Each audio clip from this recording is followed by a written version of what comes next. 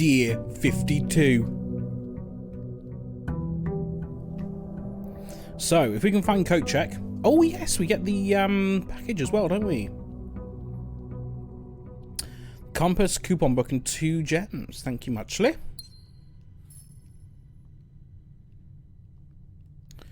Now.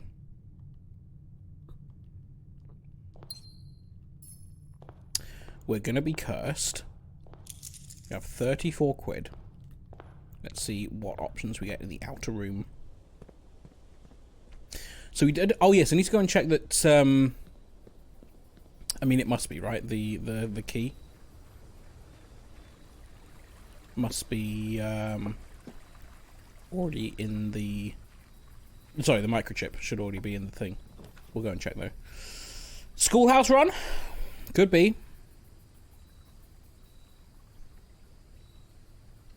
Would be really nice if we could axe that. Axe the cost on that. Starting with 4 gems, not bad. Do some learning. We got to grade 6 last time, I think.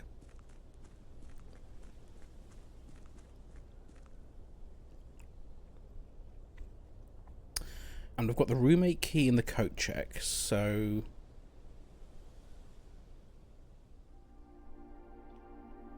I've got it anyway, haven't I? Okay, so we do have 2 keys. There's 1 more.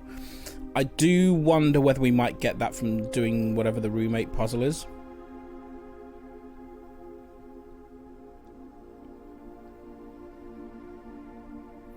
We shall have to see.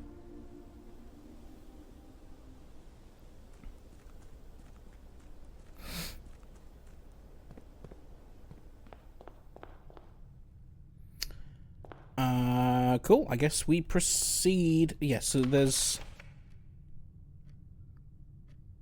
Solve the puzzle in room 8 on rank 8. Because we tried using the roommate key a couple of times and it wouldn't let us. I theorized that maybe you had to draft roommate on rank 8.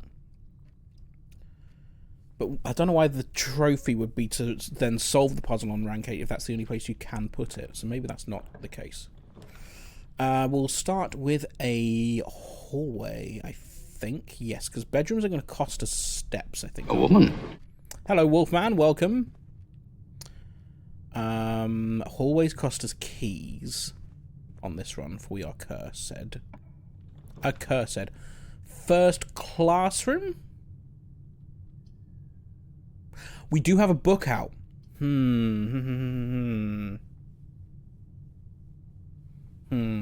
do classroom for now while I can.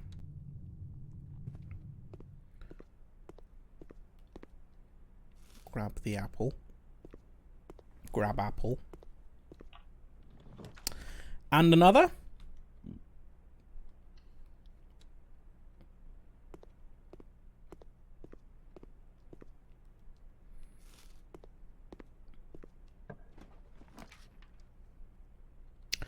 And then we could put the library there. That's alright. 2 classrooms in the library. What a studious house we're building. So then, this is the unredacted... Oh no, this is Blackbridge. Yes, okay. Let's see then. By Redford Ewing. I mean, potentially? No. I mean, he's not going to be a person who worked here because this is an old book, but could be a secret admin key, maybe. The legend of Blackbridge is one that's well known to the people of the Grand Realm, for versions of this tale have been passed down from generation to generation. With each new telling, the story has changed, becoming over the years more colourful, more verbose, and as one might expect, increasingly horrifying. However, with so many renditions and unique personal touches, the task of confining and binding this tale to text seemed an ambitious and impossible challenge. Over the course of my research, I have heard dozens of variations of the legend, and while the details would often change, I was surprised how much of the story's heart remained the same. Yet the more I listened, the clearer it became that there could never be a definitive version of this tale, capturing all the wonder and myth of Blackbridge. In the end, I chose to write down what felt most authentic, the story my grandmother told me, as a boy, long ago.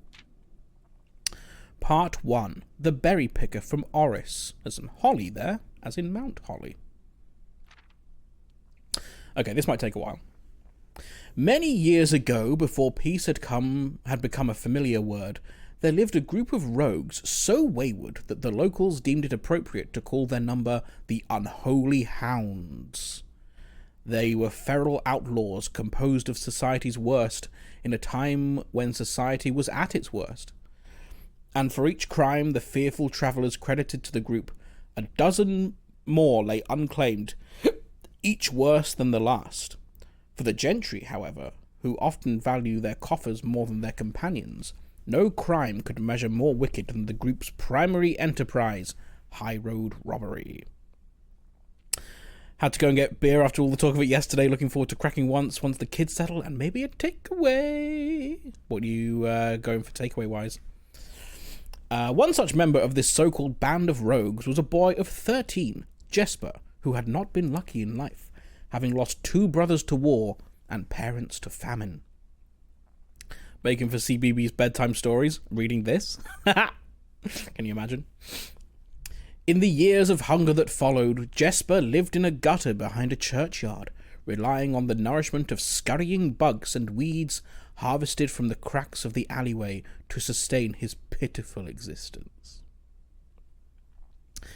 It is not surprising that a child aiming to escape such hardships would take any easy road out, an easy and well-travelled road, paved with temptations, leading out of the city and into the gentry lands, where loose purse strings entwine with the strands of salvation and glisten equally with the hope of opportunity. That's a clunky sentence. It was this road that eventually led Jesper to the end of his youth, a hidden cave at the bottom of Black Bridge Canyon. BBC. Has at least 2 other meanings.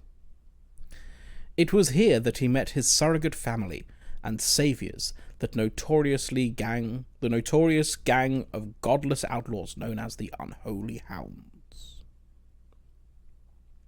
Pizza or curry? Nice. Either one. Great choice. One of the bright spots of living in Birmingham is the thriving Asian community, so the curry is banging. Yeah, I bet it is. Despite the hardened circumstances that had led him to this vocation of banditry, Jesper was surprisingly tender-hearted, and was often teased by the group for being too kind for such an ignoble life. For this reason, Jesper was assigned the innocent role of berry picker. It was not just innocence that set berry picking apart from the gang's more wicked undertakings, for it was the only duty performed without the safety of night's concealment. Jesper, no stranger to solitude, did not protest that he alone worked while others slept soundly, tucked away in the cave at the bottom of Black Bridge Canyon. On one such occasion, Jesper decided to get an early start. He left the cave, berry basket in hand, and set out into the woods before the morning sun had even brushed against the tallest treetops. It was colder in the mornings, but the headway dawn afforded meant Jesper could reach the furthermost berry patches without worry of being chastised for tarrying upon his return. Tarrying?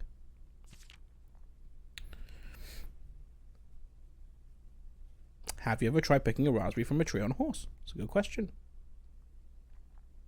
It took over 3 hours on foot to reach his destination, and along the way Jesper had passed by many a familiar bush, all priorly pillaged and so bereft of berries that one would have to dedicate several moments in earnest examination before finding a single one. Jesper was patient, but even patience has its limits. He was so confident that even accounting for the time lost to this long stretch of travel, his efforts would be well worth the pains. First time I ordered in Brum, I had Vindaloo because that was my go-to when I lived in Somerset. My hubris was my undoing. Oh boy. Was it very spicy? Surveying the patches in this new grove surprised even Jesper. The red dots suspended among the leaves seemed as numerous as stars in the skies. Upon seeing such a bounteous sight, he clutched his berry basket tightly and nearly toppled over out of joy. Once he had regained his senses, Jesper quickly made a decision. He would not reveal the location of this newfound treasure. Instead, he would earn the respect of his confederates, who, upon seeing his yield, might attribute the success to hard work. Smiling at his plan, Jesper set off to fill his basket and was making steady strides in the task when the sound of thundering hooves interrupted him. I died and my bum went to hell. Uh-oh. So what's your go-to now then? Or have you acclimatized now to Birmingham levels of spice? A carriage! A carriage is approaching! The thought of it made Jesper freeze. Had he been so enchanted by his discovery that he had neglected to observe his surroundings? How could a roadway be so close? He ducked down and crept towards the impending sound, hiding behind one of the larger bushes nearby. It was only a moment more before the sound's source revealed itself. Within 50 paces of where Jesper hid, an elegant carriage with gold trim came soaring around a corner of trees, led by 2 beautiful white horses, and conveyed by a stern-looking driver seated atop the vehicle, flaunting the most sophisticated regalia Jesper had ever seen. It was not just any carriage, it was a royal carriage. Even without ever having witnessed such a sight before, Jesper was certain.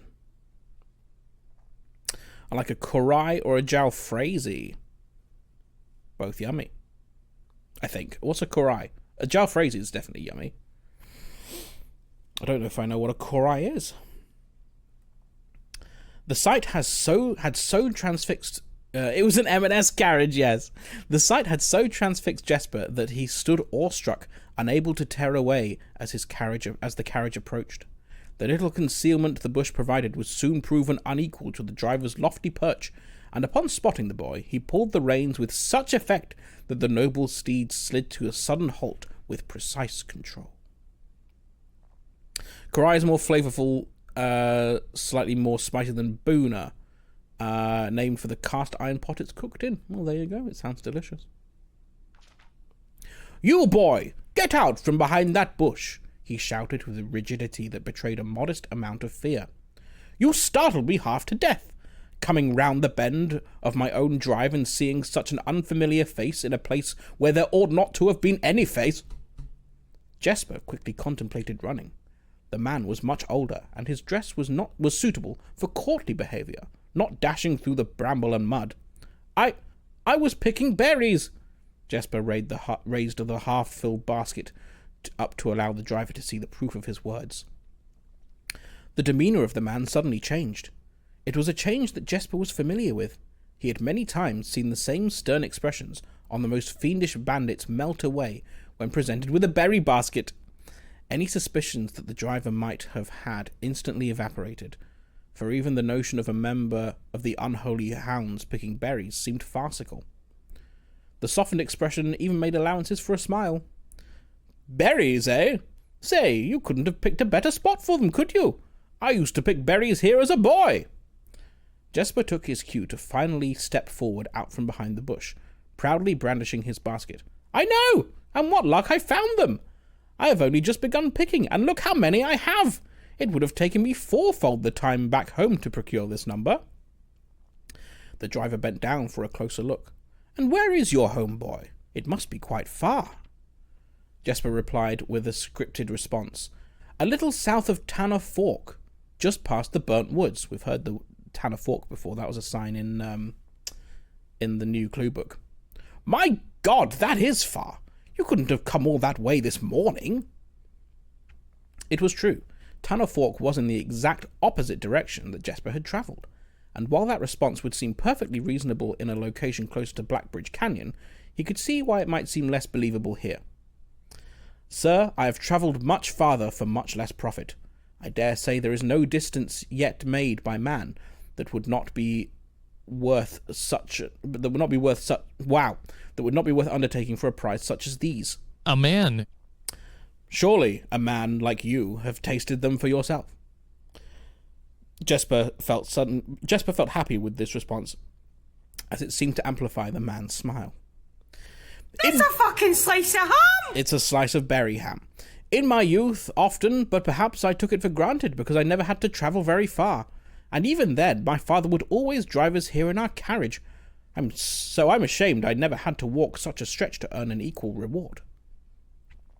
It was Jesper's time to smile. Then let my efforts reward us both today. He raised the basket even higher. A taste in memory of your youth, sir. The driver chuckled and removed one glove, bending over the seat to reach down to the basket. And at the moment his fingers touched the first berry, the dagger in turn met his throat, cutting through a superficial layer of skin and drawing blood. Jesper caught the man's startled eyes. And for that taste I will have your purse, sir, in memory of my youth. Jesper, you bastard! I want chips. The driver's arm had gone stiff, his chin raised and trembling, more frightened than he had ever been before. Whether unable or incapable of speaking, he did not respond to the boy. Perhaps he did not think his jaw could afford to be engaged at this particular time. Jesper let the basket drop, freeing the other hand to probe the man's pockets. Do not mistake me, sir. I will not kill you if you give me no cause, though I will admit the thought of taking your carriage and leaving you the indignity of walking appeals to me. Unable to find a purse in the man's coat, Jesper pivoted to search the seat under him. Why have you no purse upon your person? Purse upon your person is a nice set of words. The driver slowly raised his hand cautiously, pointing towards the carriage door. The door behind him. Jesper lowered the knife's edge a small degree to allow the man to speak, which he did in turn softly. There's a lockbox in the carriage. Well, come down then and grant me the courtesy of sparing your life and binding your hands, a concession I assure you of my tender heart, for it will be much easier to slit your throat. The man started to comply, slowly lowering himself from the driver's seat of the carriage. Once down, Jesper guided him away from the carriage to a nearby tree, where he instructed him to get on his knees and put his hands behind his back. Excusing his inexperience, the man indulged Jesper while he figured out how to adequately bind him. The smile and kindness Jesper had seen on this man's face, now nothing more than a distant memory. In their place, cold, dark eyes displaying no emotion. I wonder, should I grant you the same clemency you are showing me? Jesper stopped, surprised by the question, but ignoring it, secured the final bindings, and then hastily returned to the carriage. With one hand on the handle, he turned back to the man. If there is no lockbox, there will be no clemency. Inside, the carriage was surprisingly dusty and unswept, a stark contrast to the elegant and polished golden facade of the exterior. It had apparently been many years since a passenger had enjoyed passage in his vehicle. This all but confirmed what Jesper had suspected. The driver of this carriage was not a liveried servant in the employ of some greater master.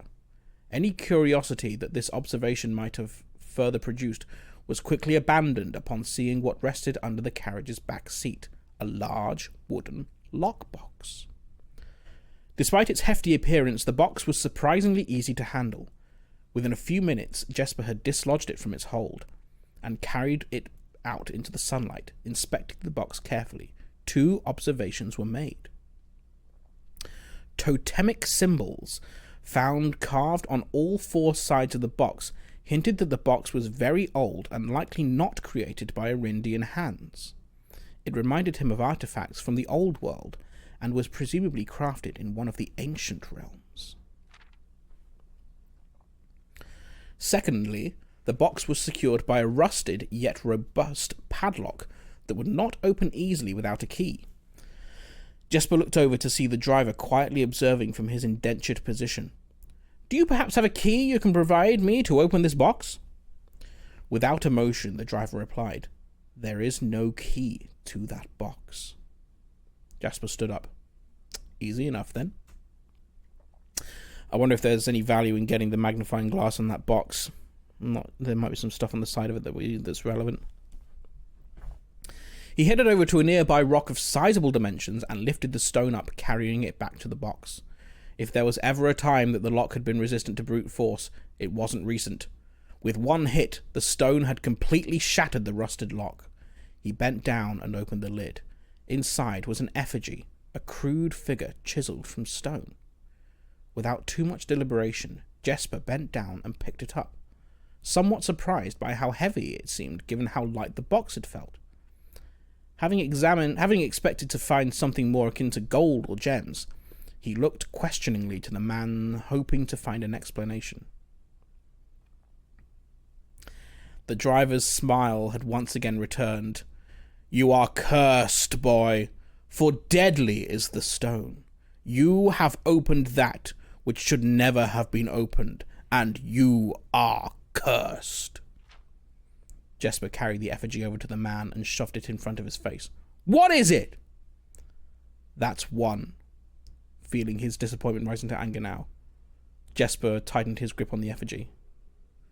"One what, you mumbling Argentor? And in God's name, why have you no purse upon your person?"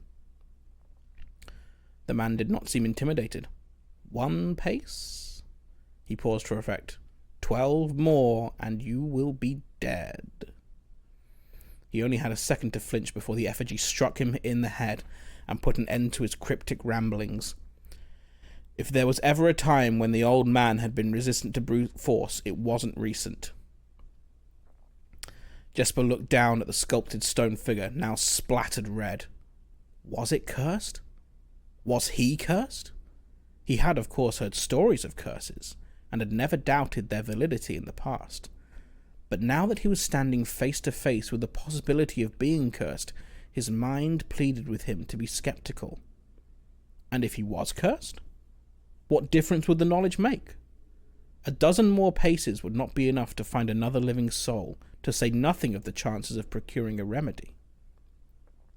If he did not move from where he stood, he could live maybe another 3 or 4 days, maybe more given the abundance of nearby berries, a plan that, if we ignore its obvious faults, might provide additional opportunities for help to come along.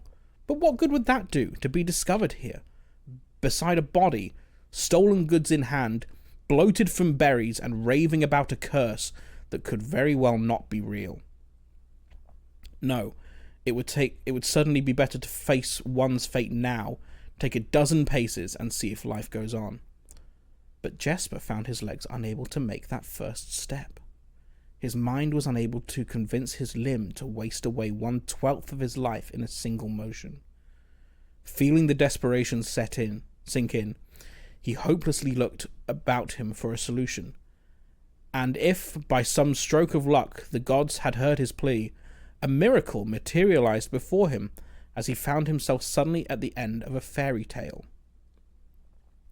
2 white horses and a carriage of golden trim were beside him, the answer to his immediate prayers. He laughed at his fortune and calculated the short number of paces back to the road. 4, perhaps only 3 if he jumped. He made a quick survey to see if there was anything he wished to grab before taking the plunge. He thought about removing the driver's fancy coat, as that appeared to be of some value, but the additional risk of undertaking such a task too great to chance. And so, after a profound breath, he took his 2nd, 3rd, and 4th steps, though they were quite large. It's quite big. Seated now behind the horses, he reached for the reins and suddenly realized he was still gripping the effigy. If the curse was real, then it would certainly be better left here. If, on the other hand, the story was fictitious, there might be some appraisal that could be made of the figure. It was, after all, found within a lockbox, whose typical function often secured objects of value. Having witnessed firsthand the horrors of destitution, Jesper found his mind equally reluctant to allow his hand to let go. If it is cursed, I die. If not today, then tomorrow. And if I die, what care have I? And with that statement said aloud, to the horses seemingly, Jesper took up the reins with confidence. Part 2. We're going to be here for a while. That was part 1. This is like a full-on book. This is a full-on book. Okay. Below the Black Bridge. Miller awoke to some light nudging from a familiar foot. Only one person would have had the cheek to awaken her in such an ill-mannered fashion. Shaking the sleep from her eyes, she glared up at him in the darkness, but did not say a word. He nudged her again, teasingly, then stepped back into the dim. After taking a moment for her eyes to adjust to the darkness of the cave, Miller remembered. She was on third watch today. Quietly collecting her things and wits, Miller turned as she left, waving to her young friend, who was more than likely already asleep. She crept through the cavern's main passage, careful not to wake the sleeping bandits around her. Like a hero in a book, she often mused. Quietly, she grabbed a bow from the haphazardly formed pile of weapons, shaking the accompanying quiver in the darkness to assess how many arrows it held. She then walked towards the sun-drenched mouth of the cavern, ready to start her shift. Above her, in one of the few trees found in the canyon, Miller could see that Ravia was already posted. She waved, and Ravia waved back. Calling out to each other was strictly forbidden. Anything louder than a gesture in the canyon was forbidden. When Miller reached the tree, Ravia lowered a braided rope and pointed to the ground behind her.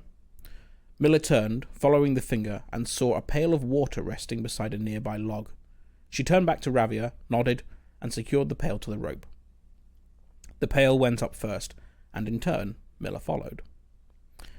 Ravia reached across to grab the water. Miller leaned back to give her space.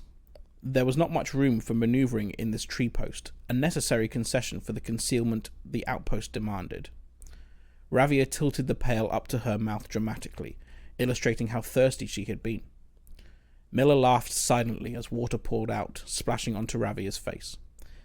It was a bit too daring and noisy of a joke, and the others had been around. And had the others been around, they would have certainly been scolded for the unwarranted sound. But Miller appreciated the efforts Ravia took to verbalize the silence of the morning. They had been on third watch together for over a month, and during that speechless time, their friendship had grown into something special. Affection was unsurprisingly scarce among the unholy hounds. She had felt camaraderie before, of course, but intimacy never. From their elevated vantage, the girls could see both the concealed entrance of the cavern as well as a clear view of the bridge that spanned across the canyon.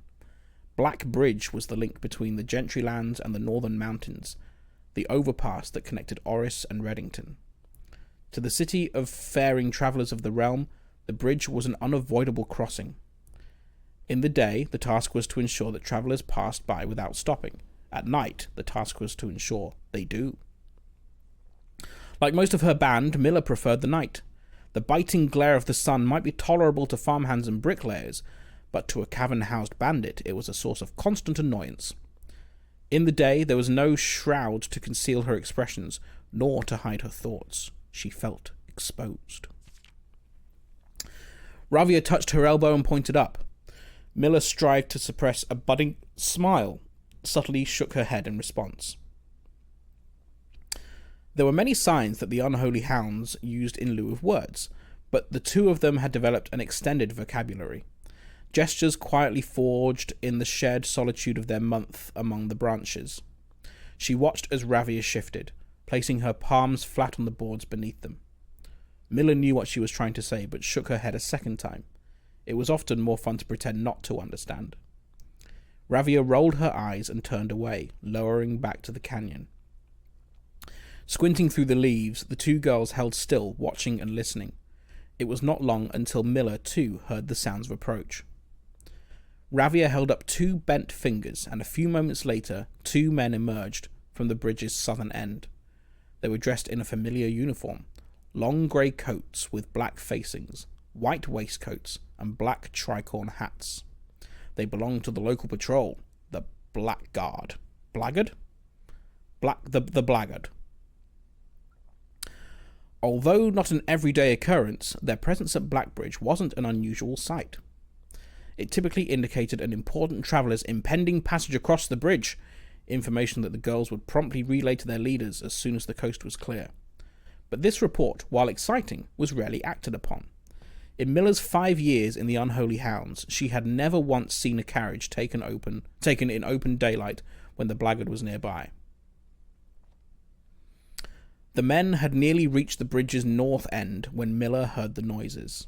Faintly at first, but growing louder with each passing moment. Ravia's eyes met Miller's, the same concern mirrored in each other's expression. This did not sound like the typical carriage. Cautiously approaching the bridge to cross,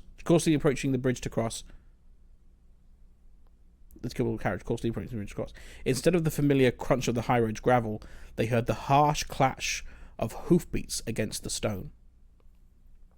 Forgot I was watching the stream and thought it was an audiobook. Really enjoying the story. It's a chunky story.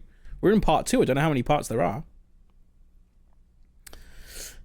Both girls quickly redirected their attention downwards, looking through the foliage. The sounds were not coming from the high road, but from the canyon itself. The horses were coming from below the bridge. In an instant, Miller had knocked an arrow and drawn her bow. Go! Ravia was born. Ravia was gone before the whisper had even left Miller's mouth. The young scout was already sliding down the bank below, racing towards the cave. There was no road that ran below the canyon.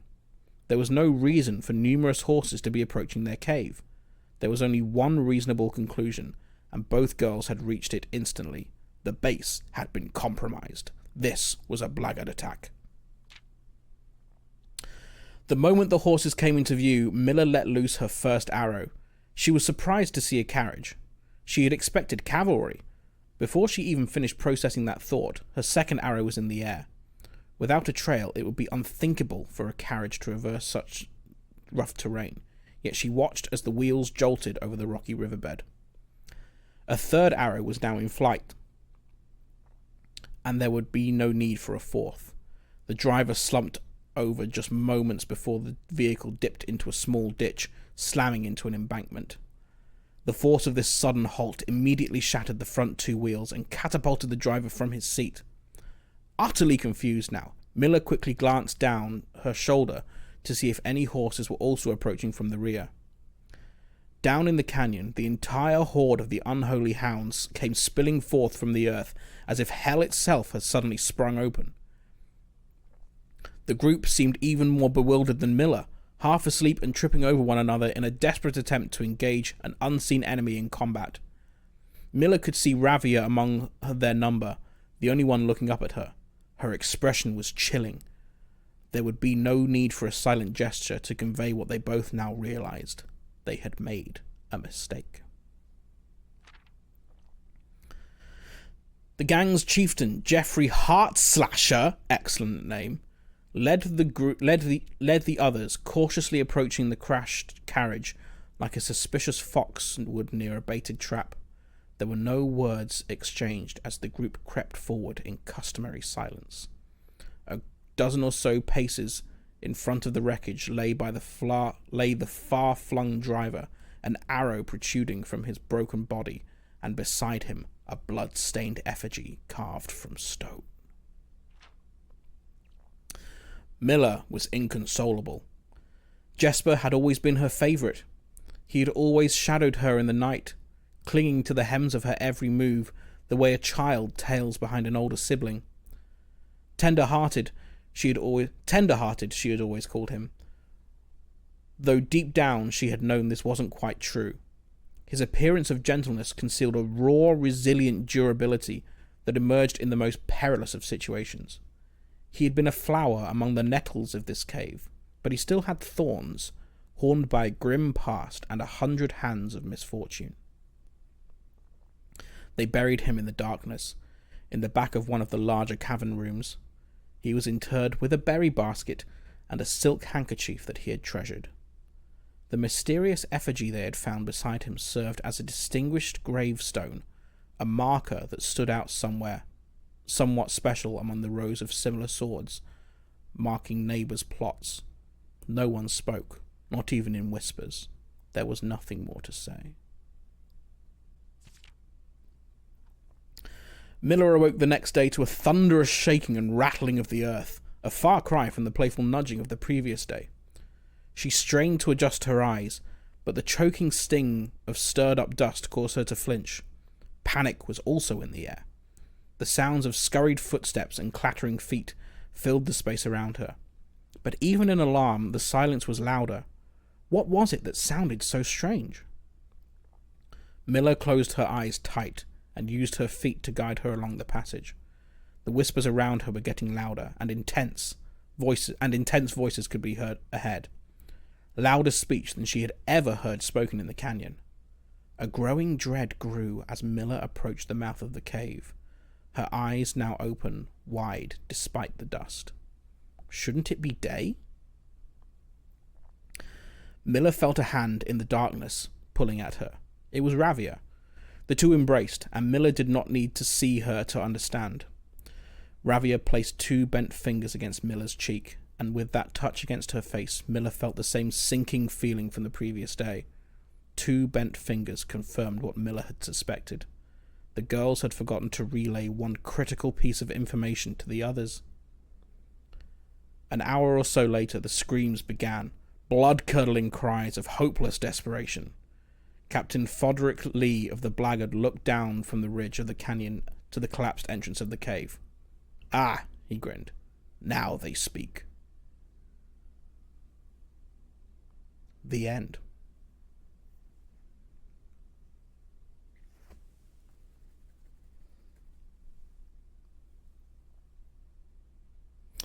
Someone in chat last time was like, "This was such a lovely story, and they have to be a psychopath. This book is fucking harrowing." Yeah, and strange ending. Okay. What can we take from this then? So obviously I'd wonder if maybe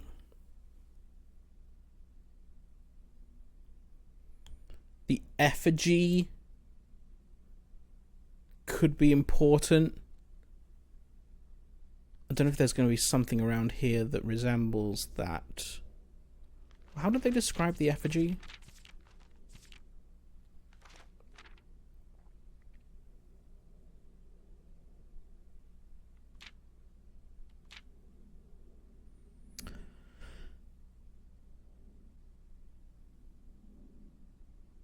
A crude figure chiseled from stone. There's the bowler hat there. That. Okay.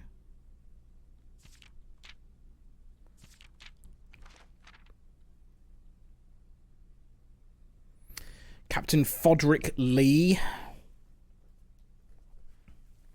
I mean, it's a stretch to try, isn't it? But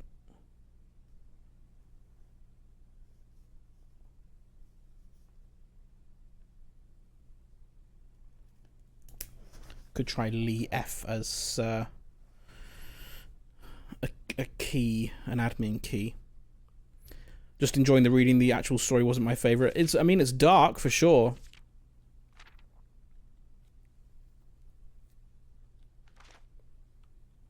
And that is where it ends.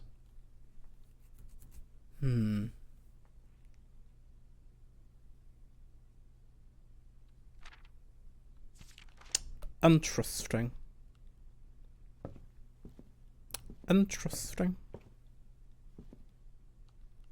That book does nothing.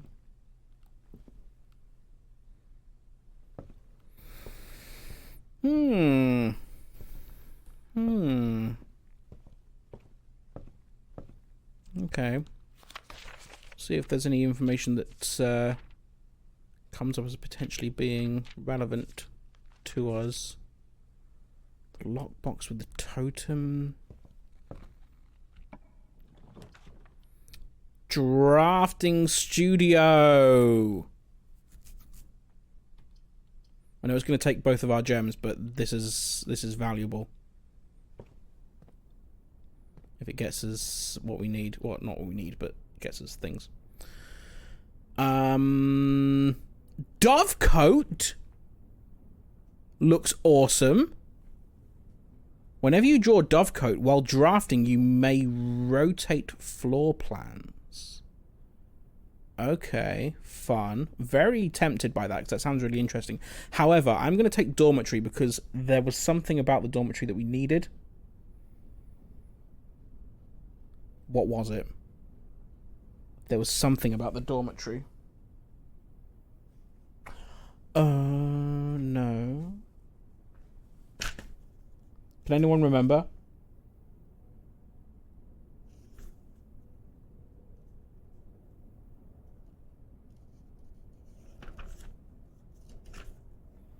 Came up yesterday, I think.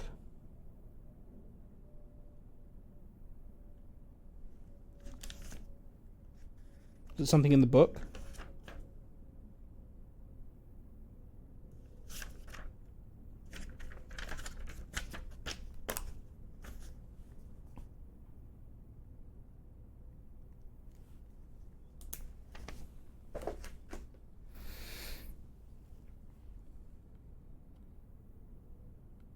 I will add it. We can just take a look at this one as well. So the door is in the middle and the lever could be on the first door on either side.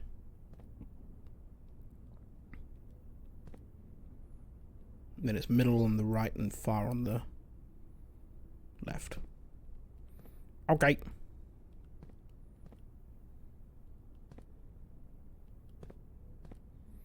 Got no gems, so we need to find... Oh, there it is! Ha!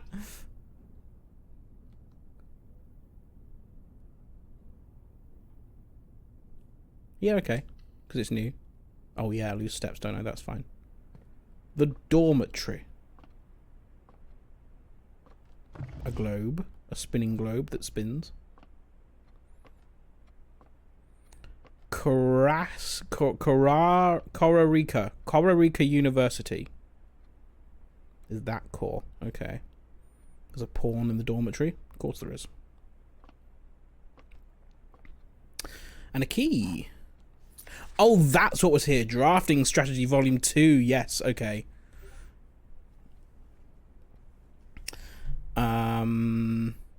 So we've got Craft of the Draft, Shifting Gears, Guide to Mechanical Rooms, Guide to Tomorrow Rooms, Guide to Puzzle Rooms, Guide to Spread Rooms. Okay, I'm not going to read all of this. I think we probably know most of it already.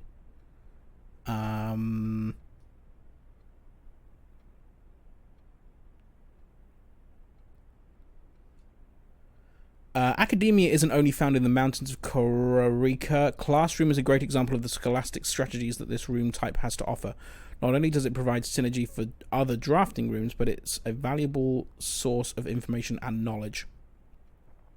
The classrooms you will find will fall under one of 8 different grades, ranging from the first grade to the combination of your in grade 8. However, there are rumours of an additional annex classroom at Mount Holly Elementary, solely used for exams and student testing, but finding it has been near impossible as it requires drafting more than 8 classrooms. Okay, so that's why you need the other one in the draft pool from the drafting studio. Ducts. Shifting Gears. Far from the pristine white pages of Academia. Boiler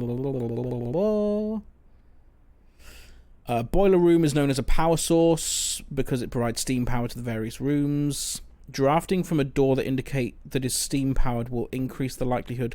Oh, really? Drafting rooms from a door that is steam powered will increase the likelihood of drawing rooms with ducts. I didn't realize that actually affected the chance. That's good to know. Because I saw that when you have power running to a door, it will show you where the power continues to go and what power can be used for. Didn't realize it actually affected the chances. That's good to know. No time like the future. Yes, sauna and coat check. Tomorrow rooms. Time freeze. Nothing better exemplifies setting up yourself tomorrow at the expense of today at the freezer. Entering furnace or sauna after drafting freezer will thaw any frozen gems. Yes, we've discovered that one the hard way. If furnace is drafted within a few ranks of freezer, then the temperature will start rising and everything will melt, including your assets. Okay, yeah. Yeah? If the temperature gets too high, refreezing will no longer be possible. So maybe we need to get it closer. Maybe we didn't have it close enough last time we melted it, because there was still some frozen stuff in there. Okay, furnace and freezer right next to each other, if possible, would be great. Perplexing plans? Puzzle rooms? Increasingly difficult, yes. Spreading your wings, yes. I wanted to use this segment to thank all our readers from the wonderful mail and feedback we've received after sending out our very first issue of Drafting Strategy. It's incredibly rewarding to create something that is appreciated. It's even more rewarding to know that somewhere out there a young architect is reading our magazine and getting inspired to build something that of his own that inspire others.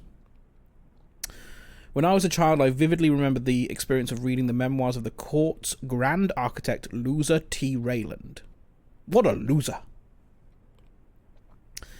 To say it changed me is an understatement. Hidden in the floor plans by youth. Okay, cool. A bit of useful information there, I guess. That's why we wanted the dormitory, though, was so we could get drafting strategy. Cool. And what effect does it have each time you enter a dormitory after drafting? Oh, cool. After drafting a writing room. Okay, so actually you want to put that somewhere more central. But anyway, just did it because we could.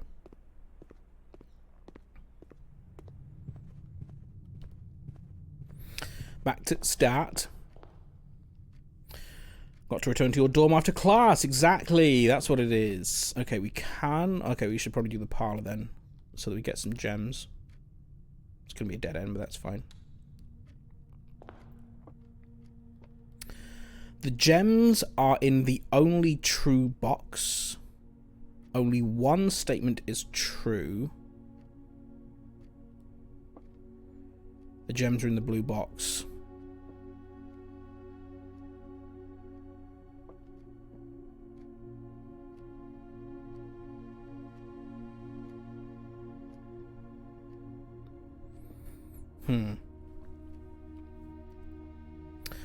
Literally didn't put that together in 100+ runs. Thought it was a bit shit. The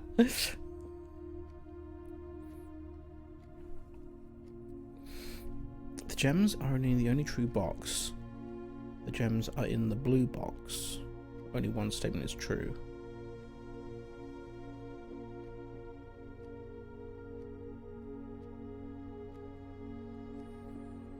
So, if that's true, then they will be there.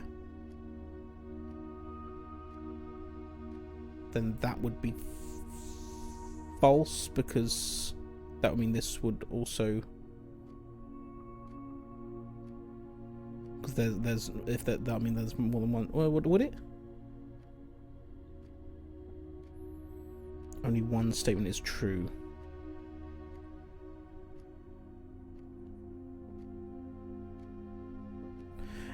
If this is true, then this has to be the true box.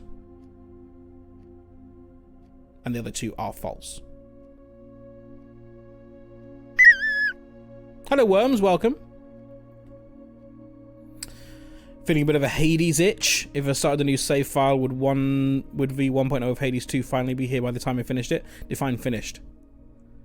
I think if you're aiming for credits, I think you're going to beat it way quicker than that. If you're going for epilogue, maybe, I don't know. Hello, Smay. Just in general, what's your favourite puzzle so far? I'm enjoying. Well, favourite puzzle. Ooh, favourite puzzle. Actual overall favourite puzzle. Really enjoyed the art puzzle. Solving that one was nice. Was there one that particularly I thought was especially fun? Epilogue, of course, what do you take me for? I love the dartboard puzzles. The dartboard puzzles are nice, yeah.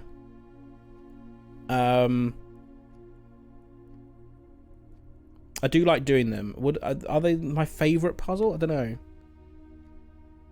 I'm not sure there was such a... Like, for me, I like a puzzle that makes you go, oh, that's what that is. I'm not sure the dartboard did that for me. Dartboard puzzles are fun to do. The art one is nice in retrospect. At the time, though, it's hell. Of the ones you've seen so far, I'd say a New Clue. That was very nice, yes, with the numbers on the book. That was fun to spot. These are getting tricky. The gems are in the blue box.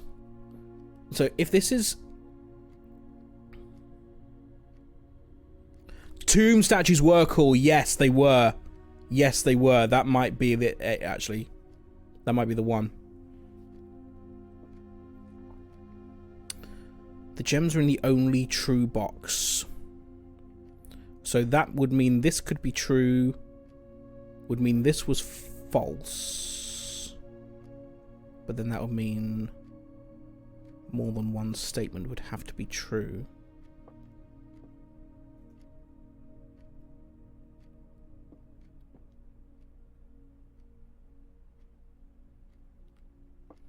The only true box. I don't think it can be blue then.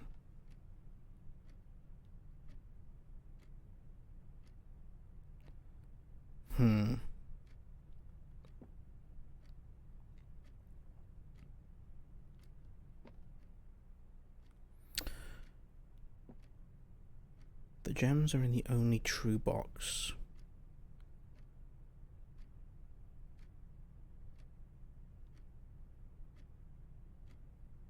But that can't be the case. Because I think more than one has to be true. Or does it? The gems are in the blue box.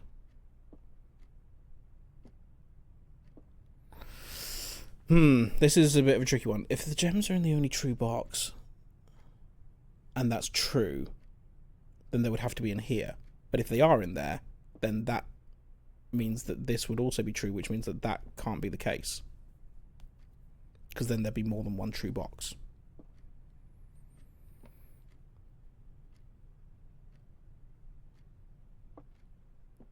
If they're in here, then that's a lie.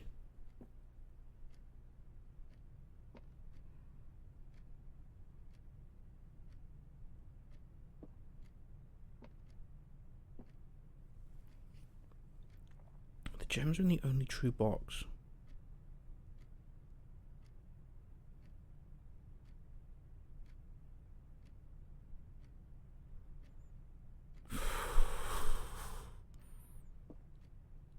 What about if they're in the black one?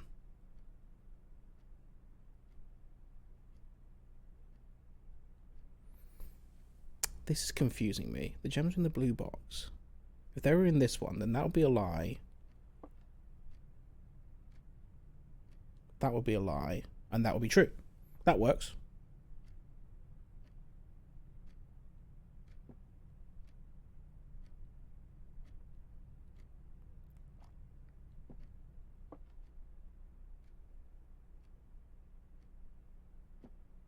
I think that works if they're in black.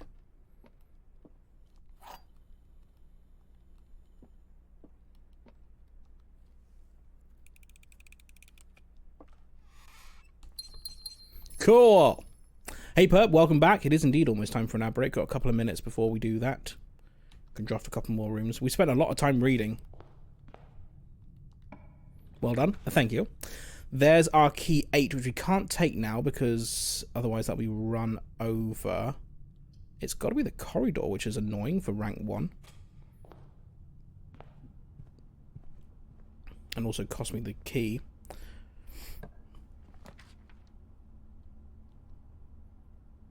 The Nook, I guess, would be useful to have a key. Back again. Which we're probably going to lose immediately.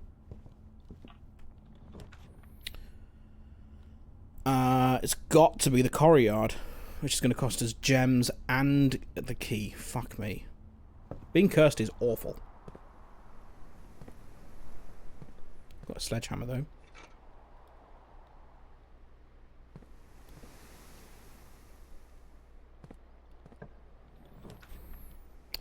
Observatory. Oh, would be day 50 of the observatory. New constellation. Gonna do it. What does it mean? What is that?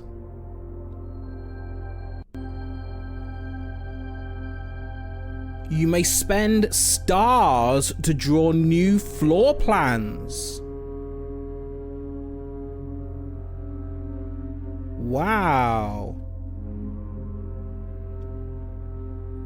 Okay, so this is the first opportunity we have to actually reduce our star count.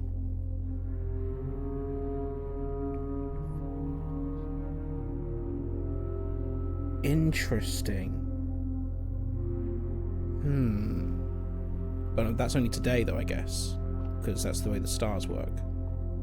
It'll be interesting to see how that works.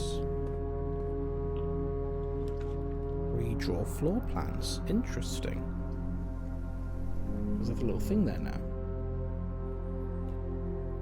50 shots of finding the vault. We need the vault key before we want the vault.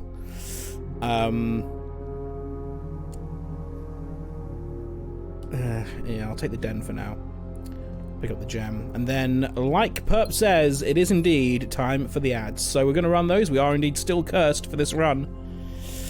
So we'll see you in 3 minutes for more cursed fun. See you after the break. Goodbye.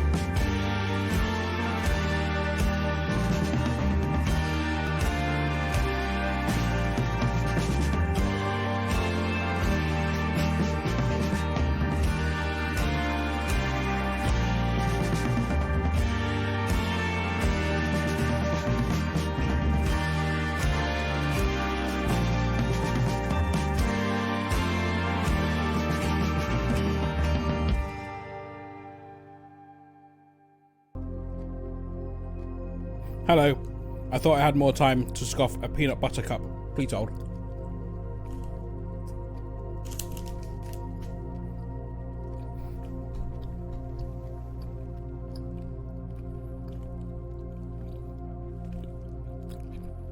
Wow. So much more effort to eat them now. Now they've gone no sugar. Put the sugar back, Nutrinuts. You bastards. Hello, Naiku. Saw you coming during the ads. Welcome. As things.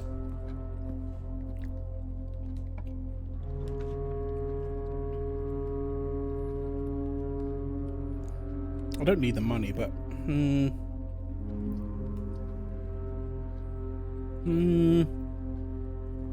actually, no, I'll take the storeroom.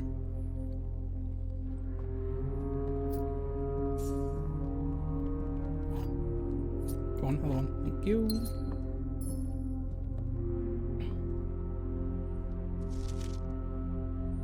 I definitely have seen that before, but yeah. Not sure why it's there.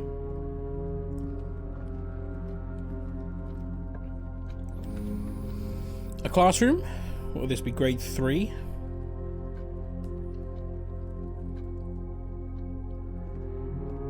Salty Ginger, welcome. How are you today?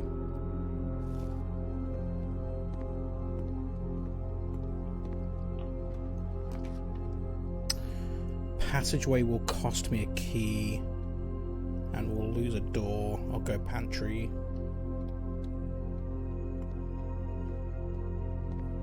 It's been keen for me to take the pantry. Gotta use a key. I am indeed cursed, yes, still. See, if I take that, I'm gonna... I mean, these are kind of as bad as each other, because... the red room makes us lose one of everything, but the aquarium is every room, so we lose one of everything anyway. And it's also a red room. And it costs a gem. I guess we'll take the chapel.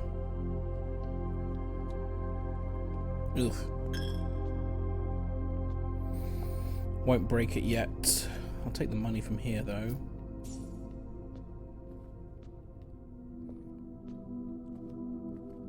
I don't know how much is in there. That's not a terrible passageway now. It's gonna take... Well, it would take away a key if we had one, right? Let's fill in this gap. Maybe we can get to the foundation. If I care about getting into the foundation. We could use stars to redraw, but...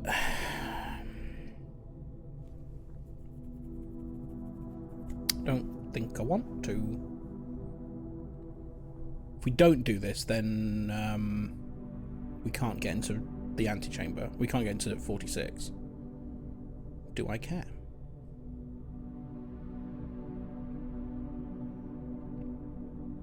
I'll take dining room for now. Oh yeah, we can have a lunchbox. When you reach rank 5, are we there? I mean, we will be once I go north. Nothing else of note? No, very well. Security door there. We don't have a key card or security yet. Cool! Oh shit, then the run's over then, isn't it? Arse! Cool, came over. At least we're not cursed anymore.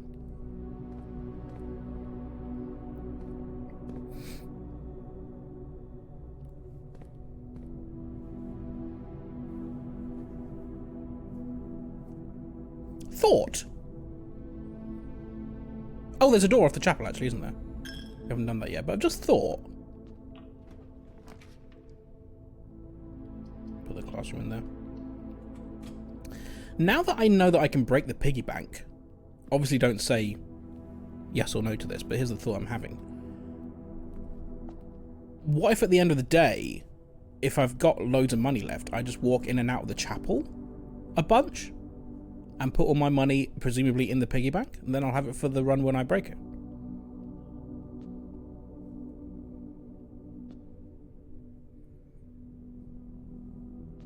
Is a thought that I'm having. Right, we have no keys and no gems.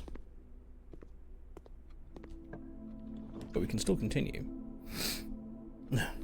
Useless. Could redraw, actually, because we're in the classroom. Ah, fuck. I'd like to put a classroom in, but I can't. So I'll put a bedroom in, I guess. Where there is car keys.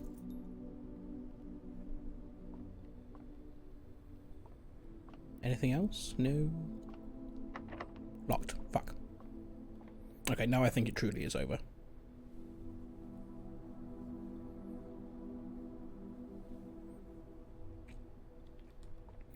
Okay, I'm gonna do that then.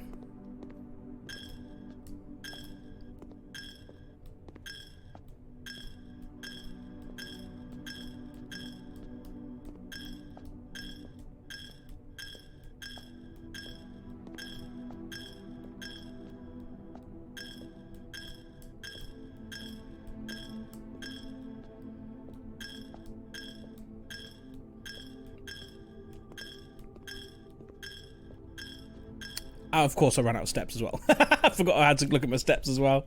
That's fine though. Still managed to put about 30 quid in there, that'll do.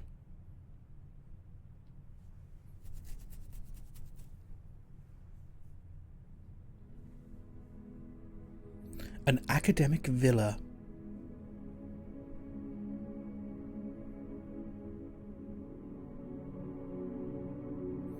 New room. Oh yeah, of course, the dormitory. Continue.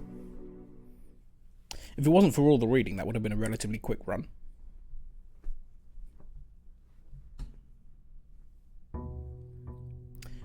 Dear 53.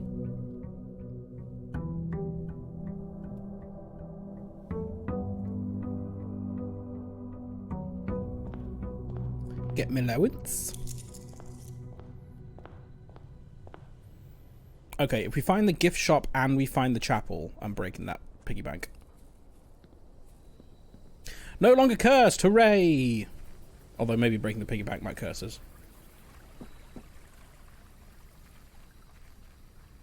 It's possible. I think trading post. I'm going to take trading post. Because I do still think, I mean, there's dynamite here, which I can't pick up right now, but clearly can somehow. I don't know how, I don't know what it means. I have no items to trade currently, of course, so we'll proceed.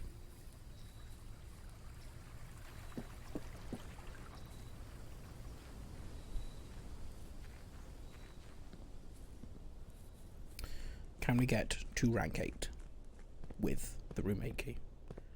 I haven't thought about it, but we'll shush. Thank you. We will begin with a parlor game. There is... Have we already done this one? Oh no, that one is just the same. There is only one true statement. The gems are in a box with a false statement. Well, those two are mutually exclusive. Because if that's true, then that can't be true. But then... Well, hang on, what does this one say? There are two true statements. Okay. So that makes sense. If these two are true, then the gems are in a box with a false statement should be this one. That seems straightforward.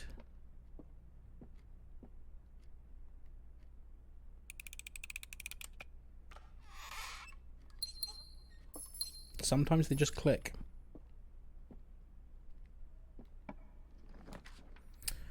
Could take coat check now, just kind of block off most of the west side of the house. But we can work with that, I think. It's a long way to come back if we want to check something in, is a thought. Maybe I'll leave it for a moment. We'll take the Nook for now.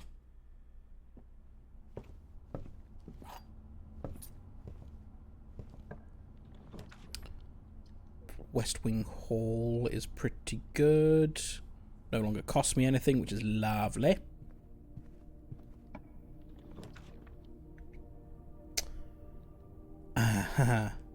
Solarium is very tempting, but the hallway closet will give us 2 items.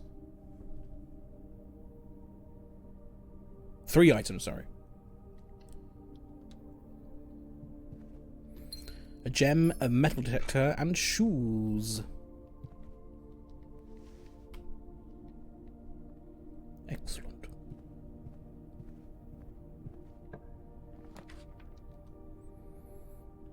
Den's pretty good there.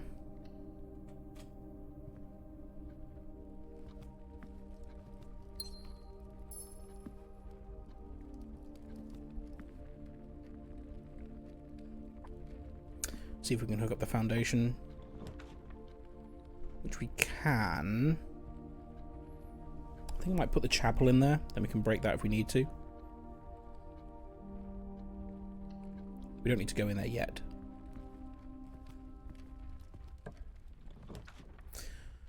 Ooh, that's a little bit of a tricky one. I want to put security in, but I'm not sure. Garage would be nice for the keys.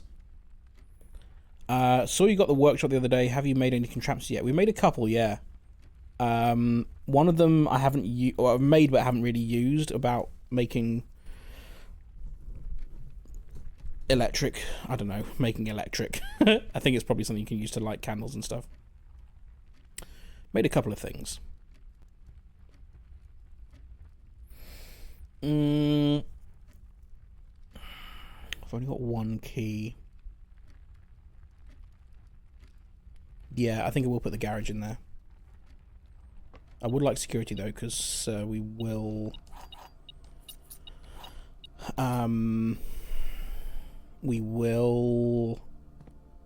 want to start an experiment, I guess. Gotta be my favourite element of the game, that and the kennels. The kennels are adorable, obviously, because they're doggos and we like doggos.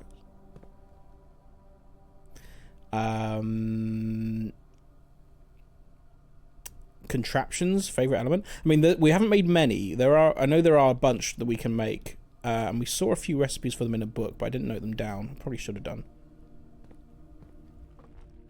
But yeah, we'll the battery pack is important for a lot of them, I think, isn't it? Because many of them do require that power.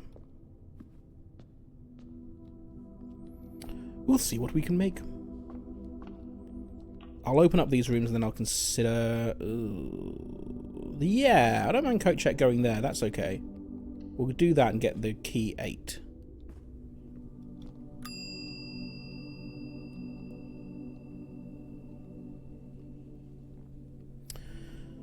Do we go downstairs? 54 steps. Go on then.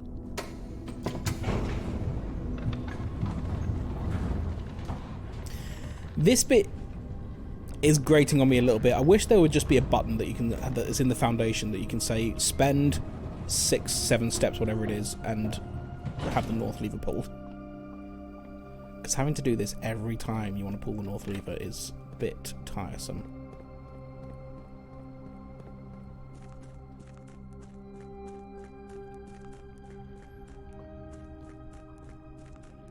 It's this way, isn't it? Yeah.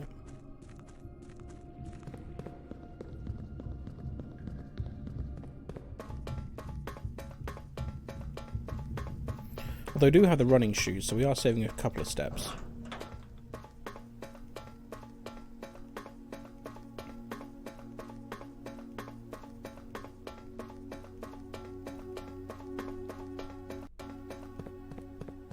Cool.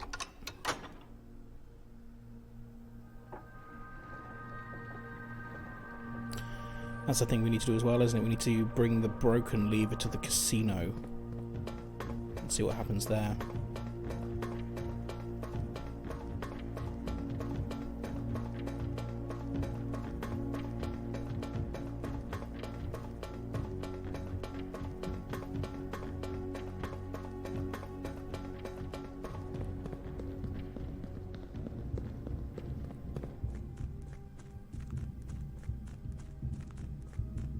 Like the wind, Simon.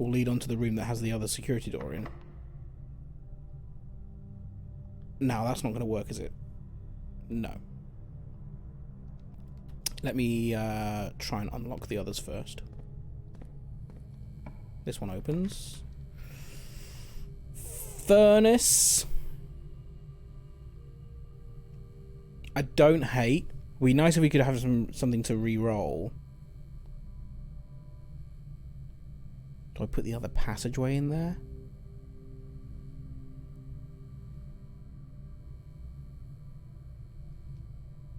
I'm going to...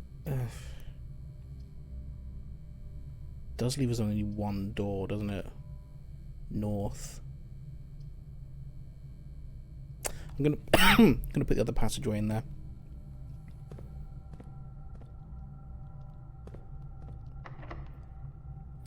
Again, it's not gonna fit. No. I'll unlock with that key there then.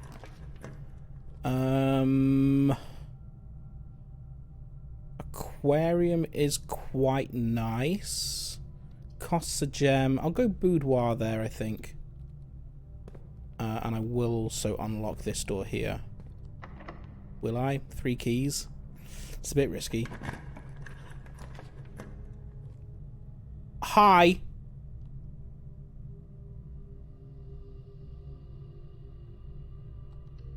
Yes, please. No axe, but there is our torch door, our torch there. What else do I need it for?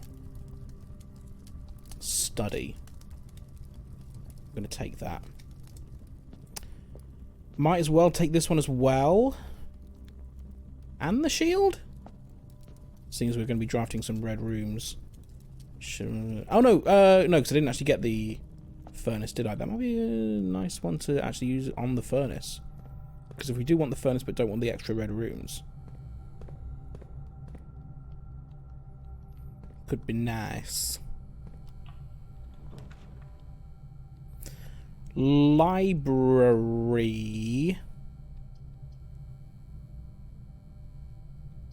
I like. Get another book out.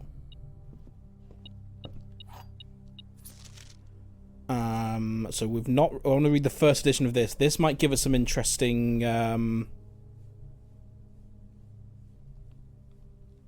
sigil information. It's not going to work, is it? Because we're going to need to be rank 8, I'm pretty sure.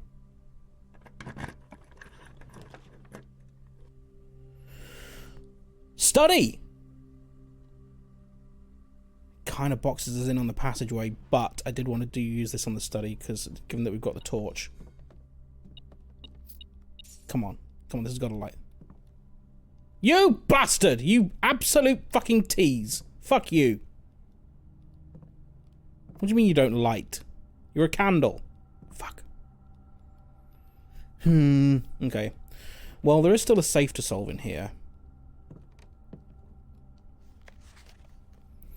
Thursday. Which I think we said was the 5th. He doesn't understand! It's not the 5th.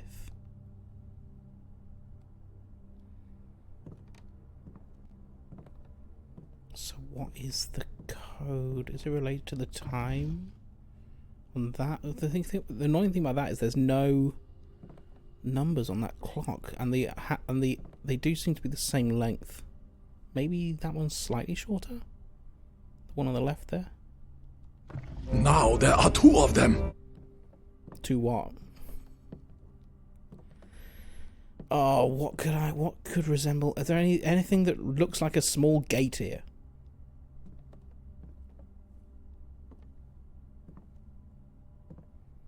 Got the empty thing here.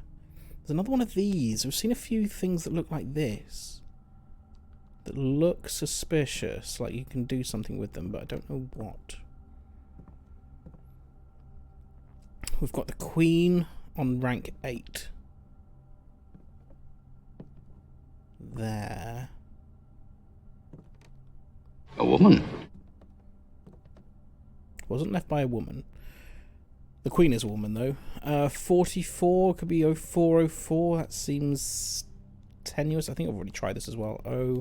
0404. Yeah, nada. What here resembles a date? The Queen.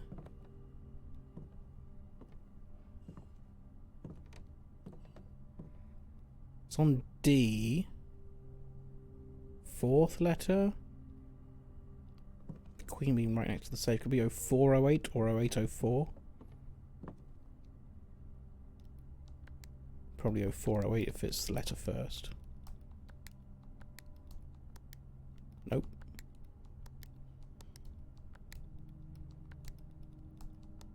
Nope.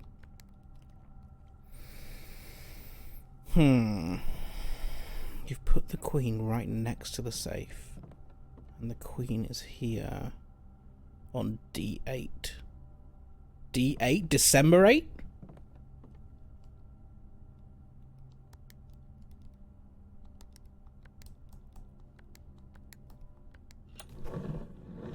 It's D for December!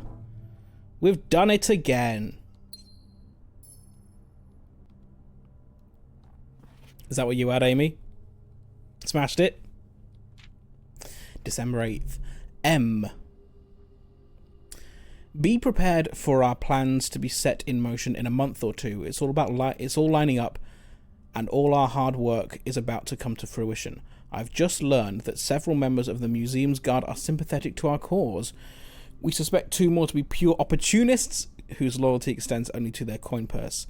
Your uncle has already agreed to let us use Mount Holly's flexible floor plan for a trial run, assuming the red print we have secured in the museum's closed exhibit is in fact accurate and up to date. We should begin these trials without delay once you arrive. If you can, within the next 2 months, fabricate some fiction that might alleviate us to the presence of the servant staff. Until we meet on the shore of White Sands, I'll see you on the beach, Caleb. Oh. A floor plan, you say? Can I have that? The doors in this room are security locked. I mean, it seems like objectively a bad room. But I'm assuming there's something in there that I want. That was indeed a Death Stranding reference, yes.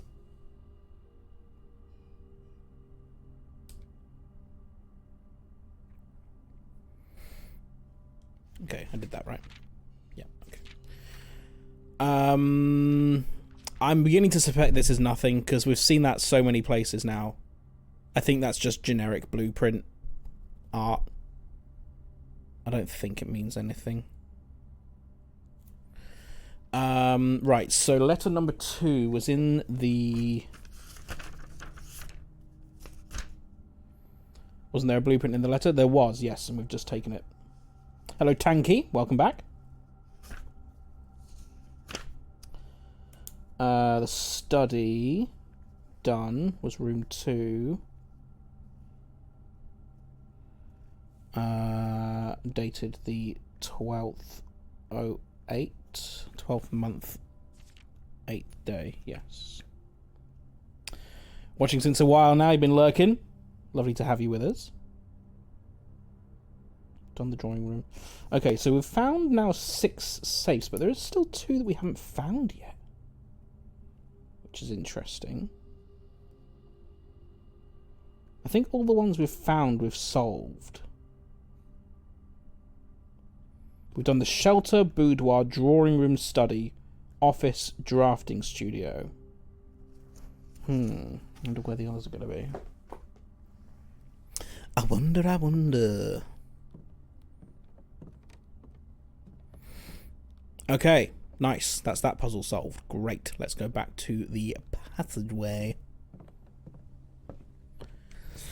Now we have boxed ourselves in. Hopefully this is okay for us. There's still a door off the boudoir, so we could go there.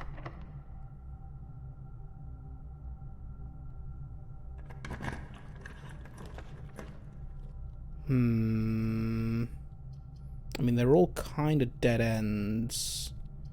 So maybe I put the furnace there?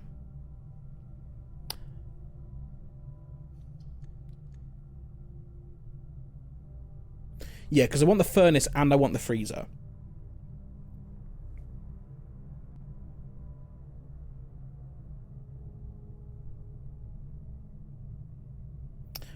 We've not found room 8 yet. No, we do have the key in our possession.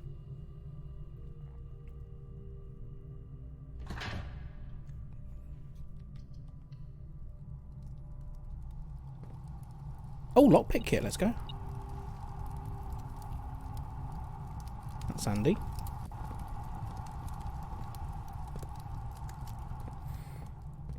Okay, now let's see if we can draft the freezer real close to it.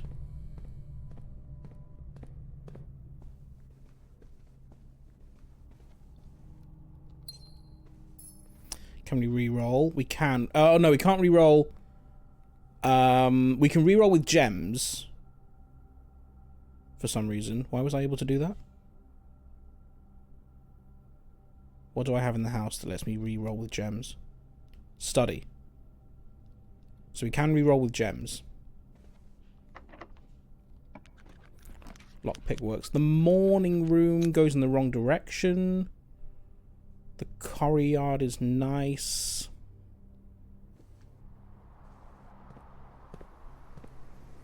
Chest there, we've got a mace. Ooh, that'll do, pig. So we can get up to the back of the... Something else around here? Oh, a pound. There we go. If I can get right behind the back of the furnace, I'm assuming that counts for closeness. Commissary, got 47 quid.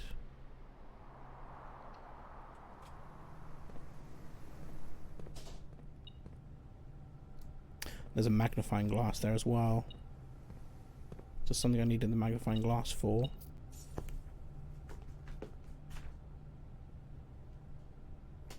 To read a new clue and maybe to look in the mailroom if we draft it.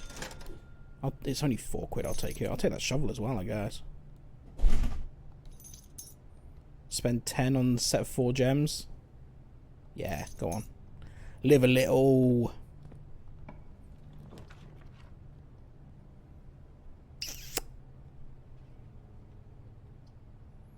Okay, I'm gonna redraw them.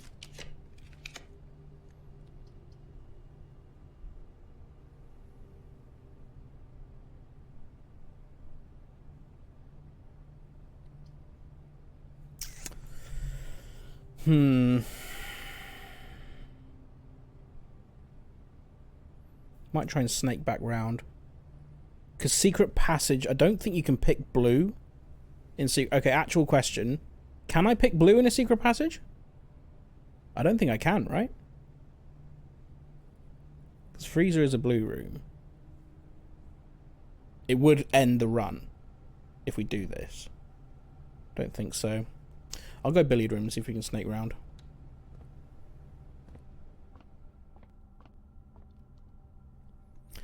$19.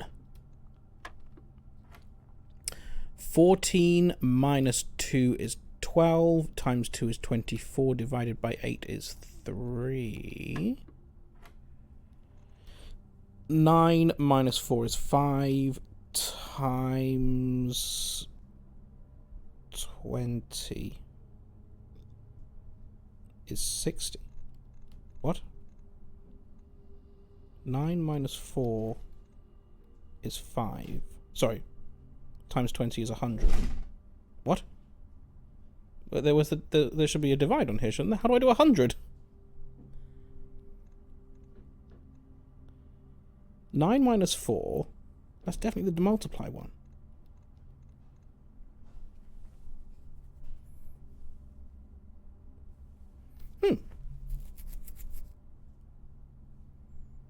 We start with 9. We take off 4. Gives us 5. He doesn't understand! It's true, I don't. We've got a new challenge ahead of us.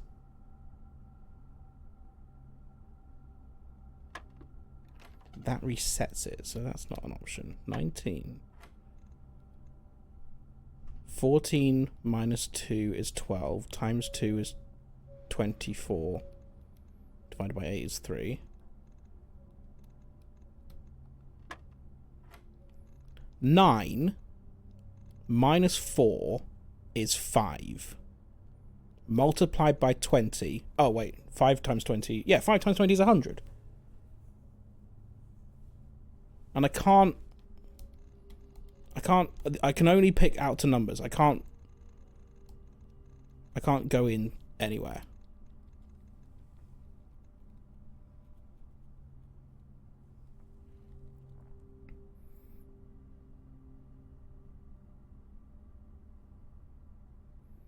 And I'm not missing any purple on the outside of that.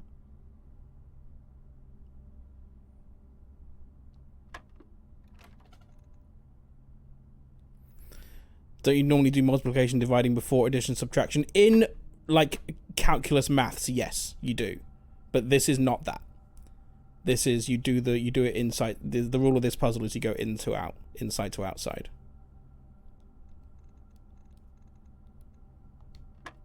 It doesn't expect you to know BODMAS, or PEMDAS, as the Americans call it.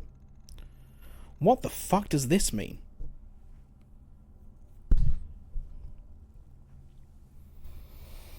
Five times 20 is 100.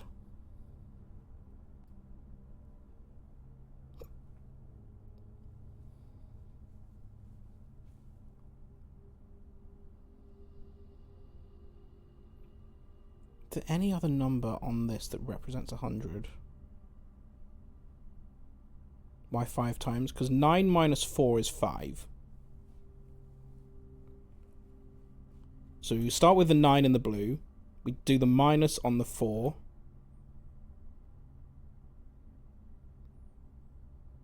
You got the previous one correct, so there's no way you should be getting this one wrong.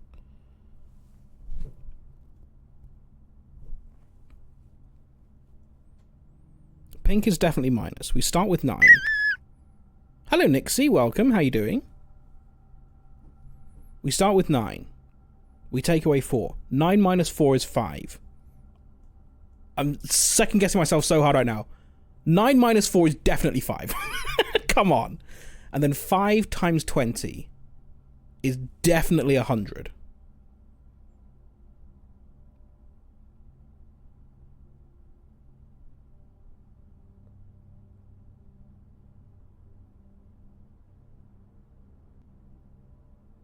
And I can't press 2 numbers at once.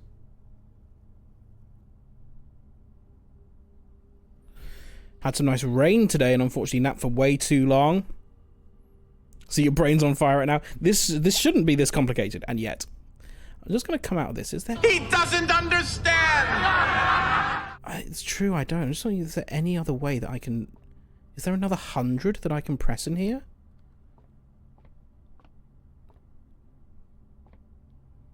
I can't actually do anything with the dartboard.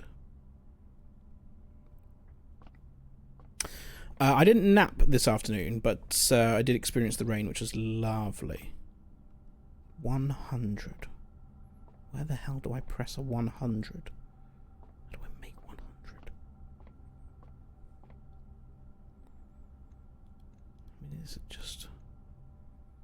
That resets. So this has got all of them, and this is definitely correct. We go 14, because that's blue. Minus 2, which is 12, multiplied by 2, which is 24, divided by 8, which is 3, which is the correct answer. So that's all the operations. Wolfman was a random TV theme. Hate that I can't say anything. Let's see if a TV theme helps my concentration.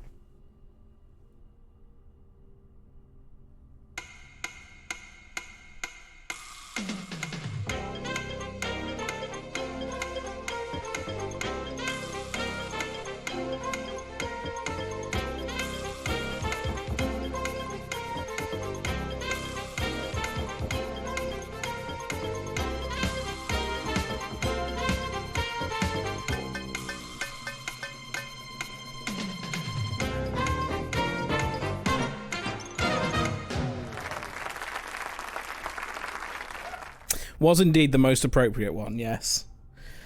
Oh, god damn it. What am I missing here? This feels stupid. 5? Because you don't...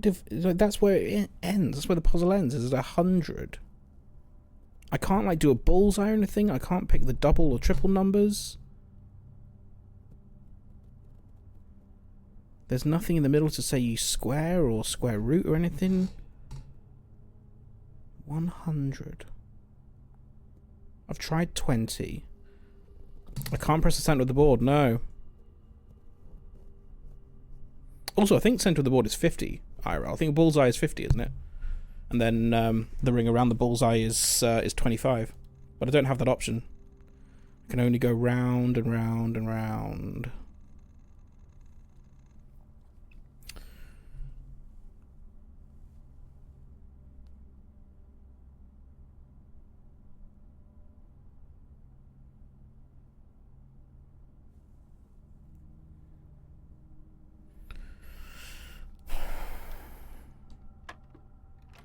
Not 5 either. We've got 19. All of this works out to 3. Because even if it's like just carry it over until it gets to 20, that would still be 20.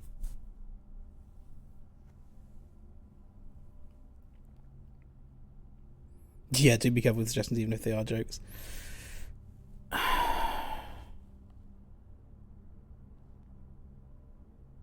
I'm not seeing a 100 on this board anywhere. 9 minus 4. There's no purple on here.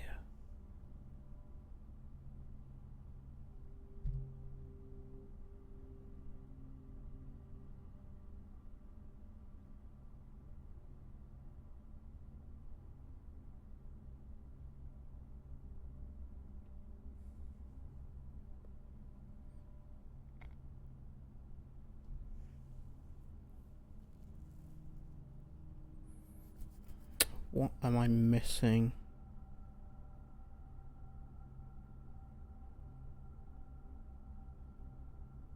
Can you do something for me? I don't know, can I? Would it be spoilery?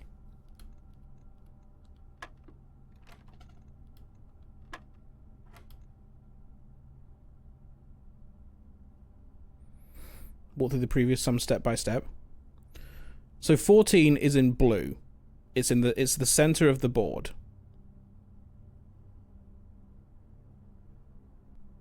Oh, fuck.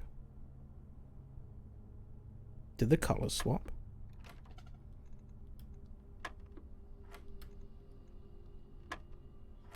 Oh, you little bastard. They did, didn't they?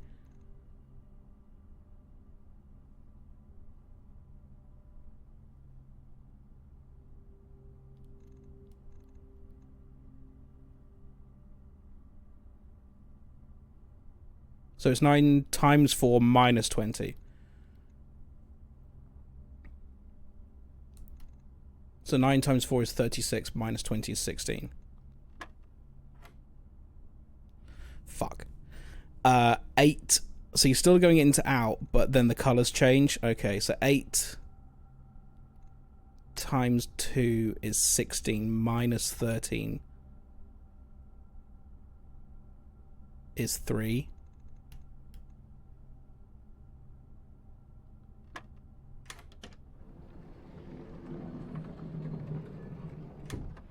Secret garden key. I already had the answer. I was just saying it out loud in the previous one and just not hearing myself. Damn. I have a strategy. Let's try each number. Yes. Given that there are only 20 options, I was very close to brute forcing that. Well-deserved secret garden key. Yeah. It's bloody Ponder all over again. Apparently so. Were you here when I was saying earlier? I went back to my VOD yesterday and the day that we found the gallery the first time. Apparently I didn't say Ponder that much. I said it a couple of times. But I couldn't find any, like, a whole slew of instances of me looking at that picture and saying Ponder.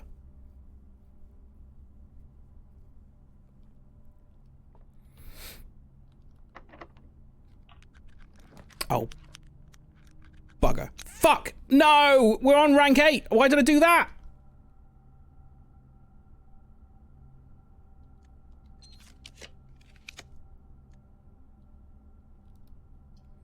Okay, they're also not great.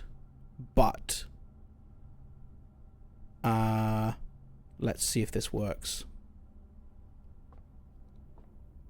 Hopefully this door's locked. Oh, cool. That comes up again. Interesting. £1.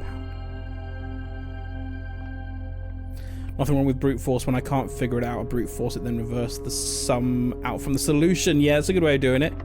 Doing a bit of algebra. Key 8. Let's go! It's the thing from the thing. It's the thing from the thing. It's the thing from the puzzle. Oh no. Mundanity is there as well. Oh, that's interesting. That's the one you couldn't see in the picture. 1, 2, 3, 4, 5. 1, 2, 3, 4, 5, 6, 7, 8. Yeah. There's an 8th deadly sin. Adam Mason, hello. Were you here earlier? I don't think I've seen your name in chat before. It doesn't come up as a first message.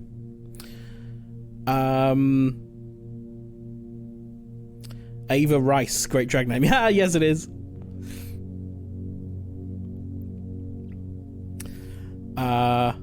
Another day, I think, from a raid. You've been sat in the chat room this entire time. Right then. So this, what do they call this room? Just room 8. Okay.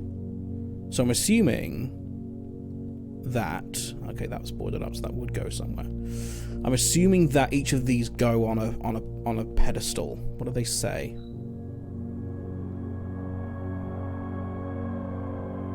Okay. Oh no. I recommend you think again if I'm ever in a bin far from the fin. So that goes near the fin. I mean, we'll just try it there for now.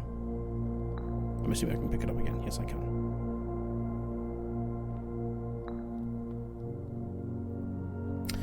Does somewhere live there with you in roommate like a roommate?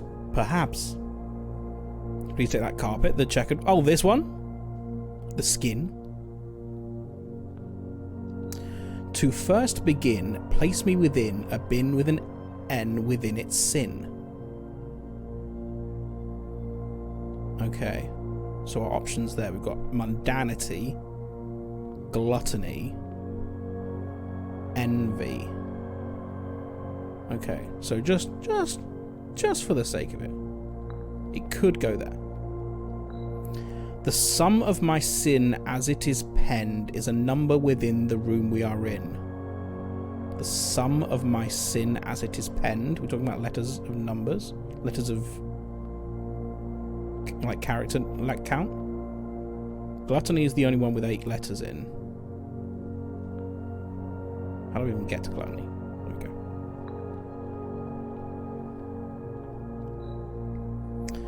You won't find my bin in between sin, for I deserve to be a bin down on the end. Okay, so we have an end there. We could put that there. To my chagrin, my neighbour's sin is written thin to fit it all in. Okay, so you go next to mundanity, because that's a big sin. Put you in avarice. They would be great figurines to own. Yeah, there's so much of this game I want to own. Those big map posters. These. This thing. I share a trend with my neighbour's sin. A letter and its twin appear on each bin. A letter and its sin appear on each bin with my neighbour. So 2 letters are the same.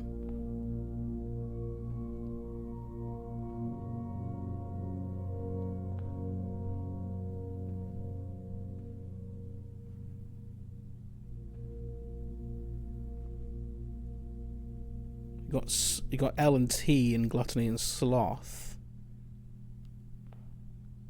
Could work. They're not next to each other in terms of letters, but for now. Whatever you just said triggered my Alexa to play Twinkle Twinkle on Spotify. Oops.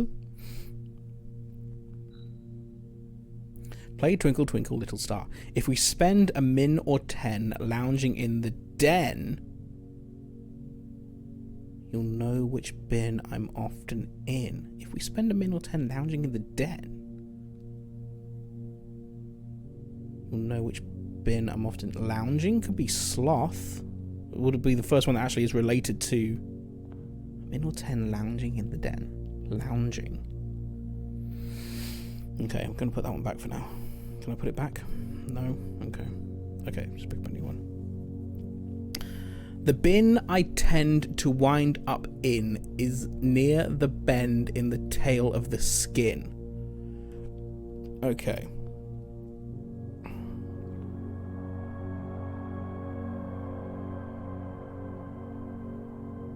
Could be lust.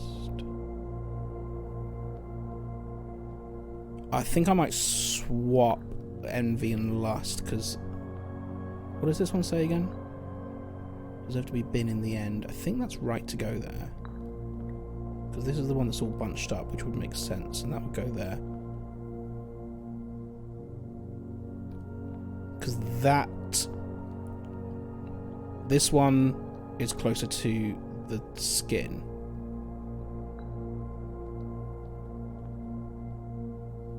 Put that there.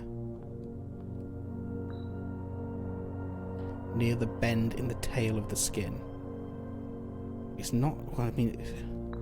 This either has to go in hubris or... mundanity, doesn't it?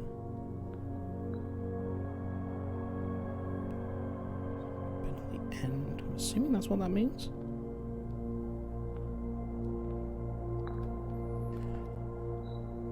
You know which bin I'll often in. So this would go in wrath, which doesn't really make sense for the den. So I think they're not entirely right. What could sloth be? So if we say that this could be sloth, lounging in the den.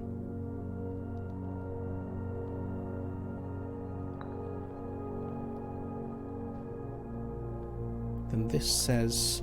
I share a trend with my neighbour's sin. A letter and its twin appear on each bin. Got wrath and gluttony. This one only has T.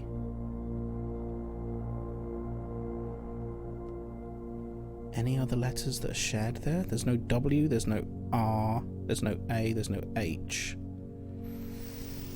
Okay, what's the thing for gluttony? 8. The 8-letter one, which I'm assuming is... There's got to be there, surely. On its end... Neighbour's sin is written thin. I mean, it must be... I mean, there's gluttony, I guess. Though not really that thin. Although... thin to fit it all in could also fit with gluttony.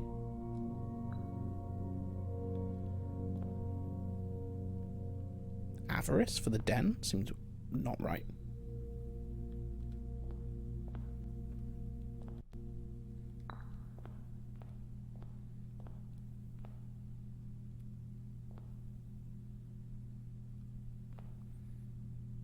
But then even this would...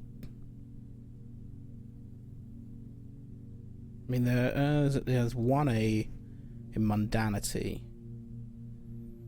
No V, no R. There's an I guess. Could go there?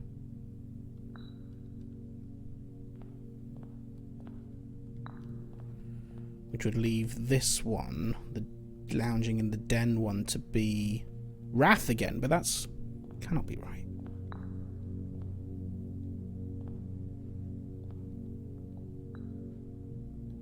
Could swap these. That would work, I guess.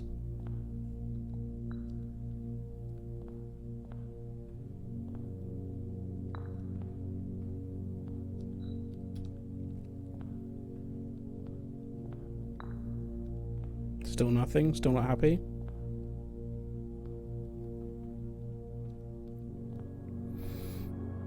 I mean, I don't even know what's going to happen when I do get them all right. Is something gonna raise up? Don't know. You won't find my bin in between sin, for I deserve to be a bin down on the end. Down on the end.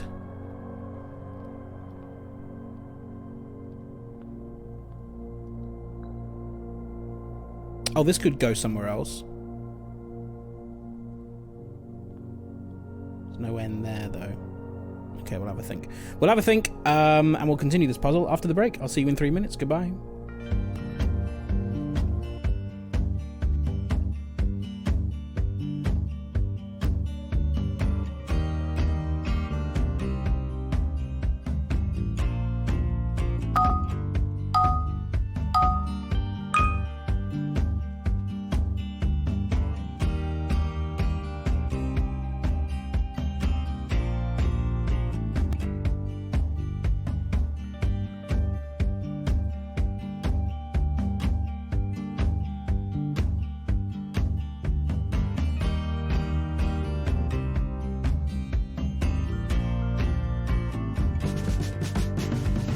Oh!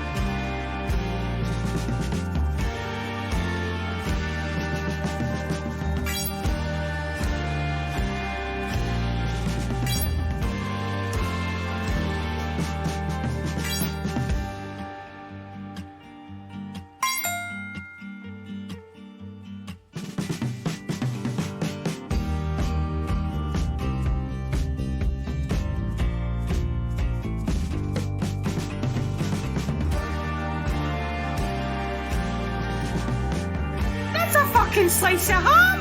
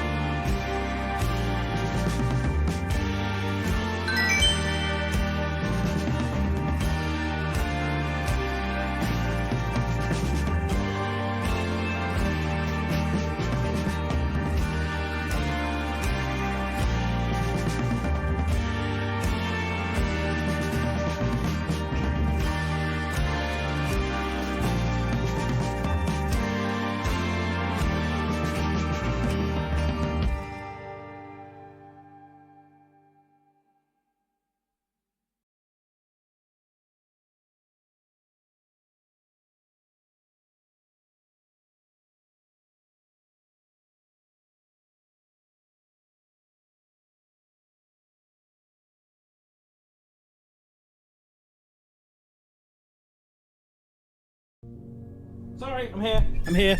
How long was that on silent for? I felt like that just ended suddenly. Was that a while? I got lost. Okay, so here we are in Room 8. Doing a solve of a puzzle. So NV... Not too long for you.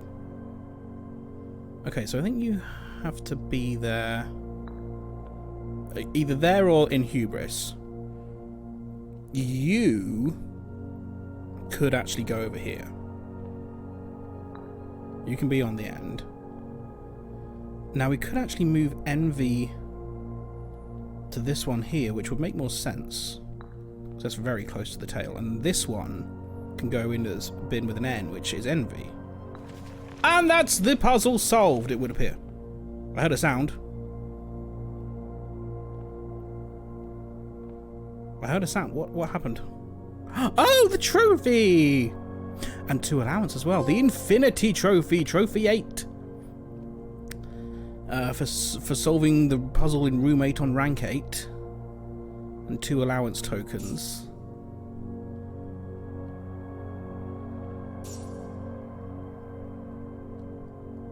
Now, I was expecting a Sanctum key. I'll be honest, I was expecting a Sanctum key because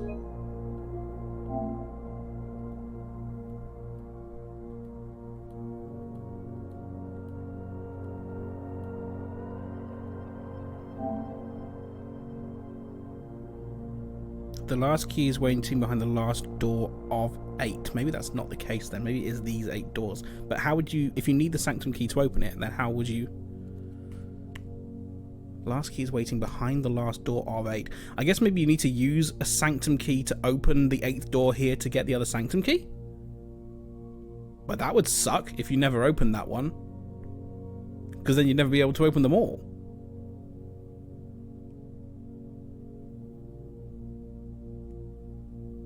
Okay. Well, it is solved now. I'm interested to see what's going to happen here when we draft this again in the future. Welcome back, Mo. Because are we going to get more stuff next time? I don't know. Anyway. I think that is us done for this run. Ooh, I'll tell you what I want to do. Do I want to do that? I'm trying to think where else I want to use the torch. Do I care about having the torch anymore? Have I exhausted its usefulness?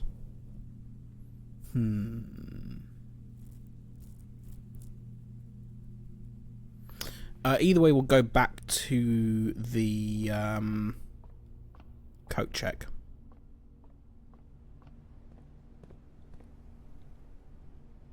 We could also dump a bunch of money in the chapel again. Have a suggestion? Go ahead. I'll almost say go away. Go ahead.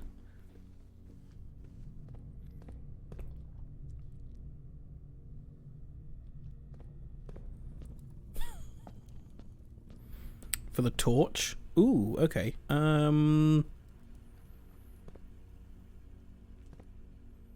Yes, I will allow you to suggest a use for the torch.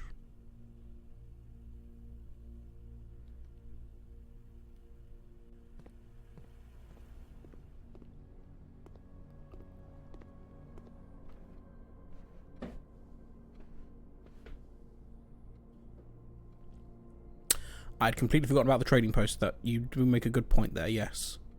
Still got 52 steps left. Could try a bunch in the... because we've got the secret garden key as well.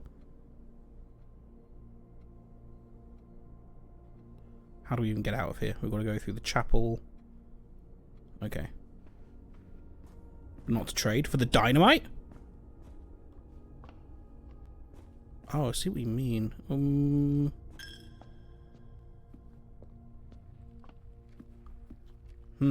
Yeah, you're suggesting that we blow it up in place rather than trying to take it somewhere else to use.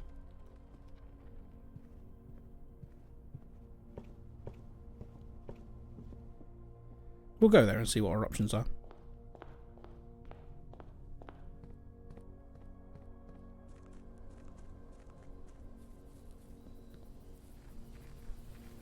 We might be about to remove a room from our drafting pool. Okay, so yes, you can. Before we do that, though, I'm just kind of curious about... Say we were to trade the secret garden key for a gear wrench. That's a new item we've not seen before.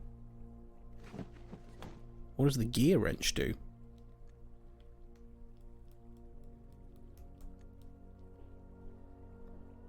Each time you draft a mechanical floor plan, you may permanently adjust its rarity. Interesting. A gear wrench would trade for a hall pass. Again, an item we've not seen before.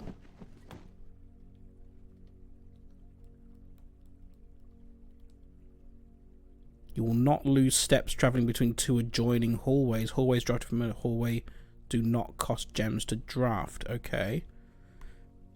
And if we traded that, goes back to the secret garden key. Okay. The Morning Star, what would you trade for? Are you kidding me? Yeah, I have it, don't I? Don't I have it? The vault? I do.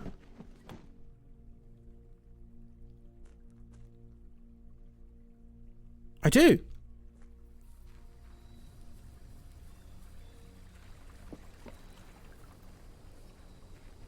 Fucking finally. I'm not gonna blow it up yet.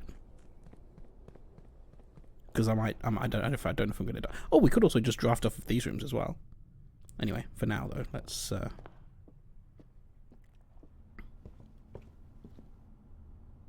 you gotta go so far though.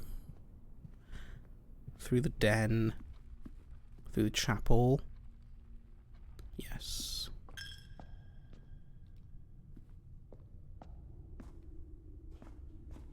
I can also dig here.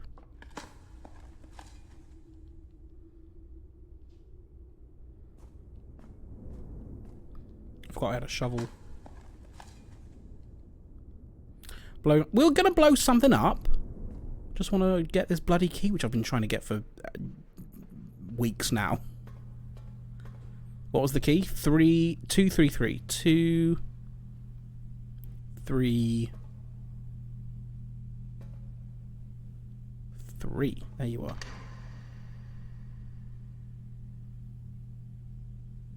Hi. Do you have a favorite method of falling asleep? Get a lot of money. An allowance token. Oh. Ooh, that's a sigil. Screenshot that. Oh, it's her passport. Oh, not her passport. Gray Daniels.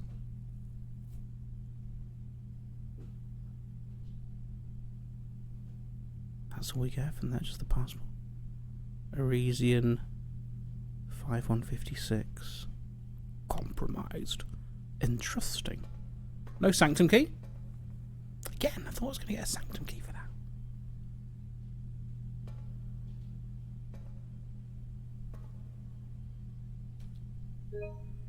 What did it say?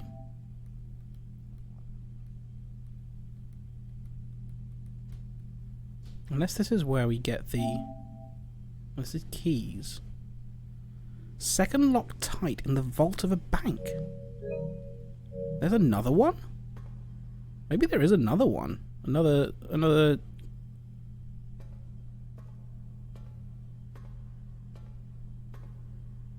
box that opens, maybe.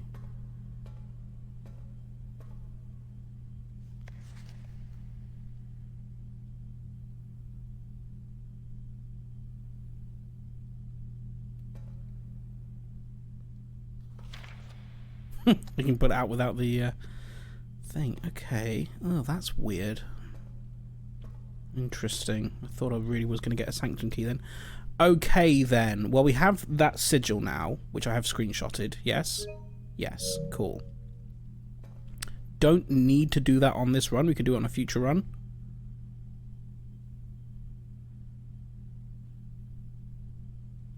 But we might as well do it now, right? Because we need to go through the foundation anyway. And then we've still got steps enough to come back and then go to outside to blow up the trading post.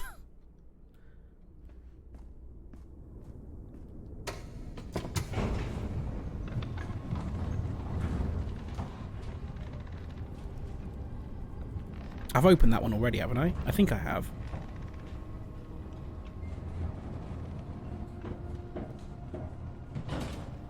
Raiders!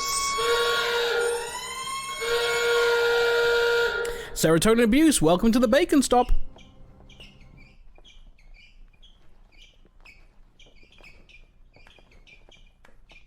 Like I was saying, a man has arrived. It's the play bus. Treat yourself a round of sausage. Where does it stop? Watch for the sign of the lollipop.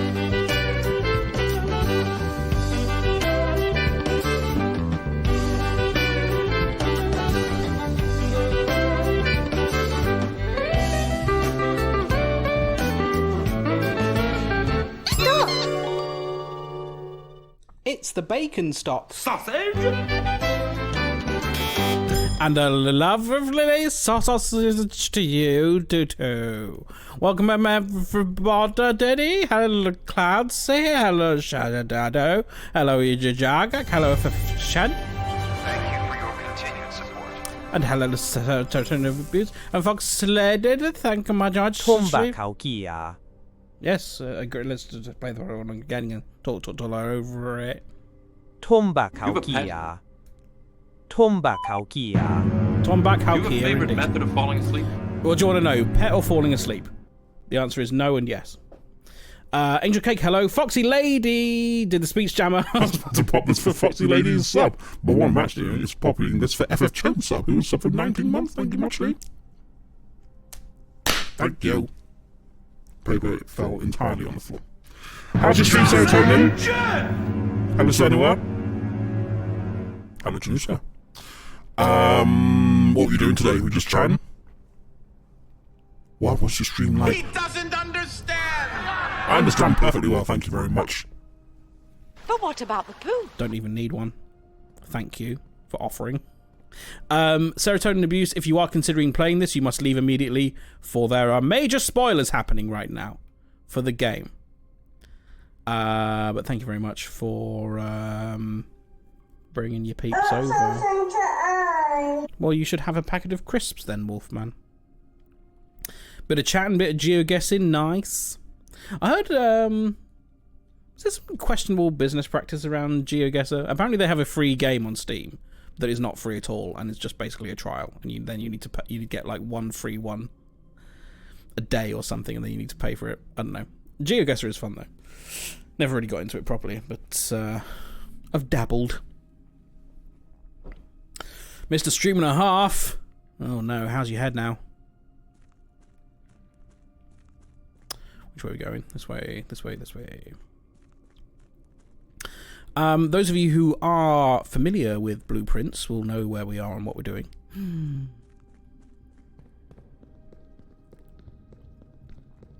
We are making strides.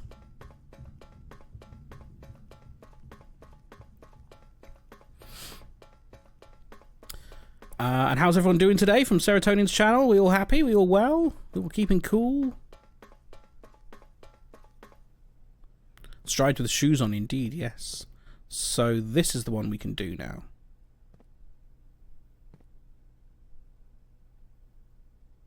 Had I not already done this one?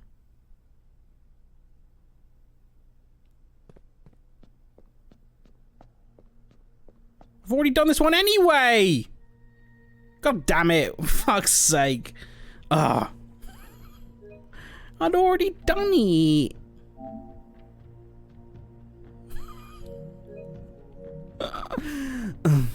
Never mind then. We're not doing anything new. What we are going to do, however, is blow something up. Yeah, we've got 4 of them open now. There's 4 more. That was in the vault. Yeah, we got into the vault. Found the passport. That sigil is all over the place. Yeah, I thought it was one we were missing. Hello, Nebompa Umbre. Is that a French name? I thought it was a different one. But yeah, we've done that one already, annoyingly. Can't believe you're going to tell me to go. I was going to... Yes. I meant go ahead. Go away would have been funnier, though. It's a butchered French name. The funniest kind. a French name.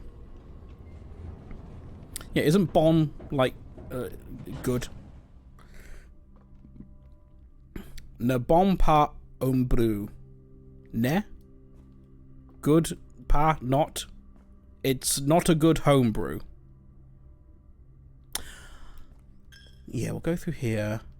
So there was a bunch of money in the vault, which was predictable, I guess.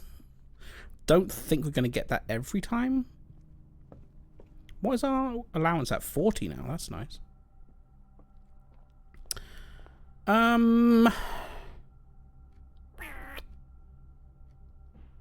Okay. You know what? Fuck it. I'll draft these now, because we can. We're here. My French isn't so good and my friends are making fun of me. Nice. Funny. Well, that's boring, isn't it? I'd rather... What's the value in spending stars? You know what? For this, I don't think I care. I'll put the guest bedroom in. There's a gem, I suppose. Did you come here from the raid, Nabompa? Or are you here hunting for Blueprint streamers?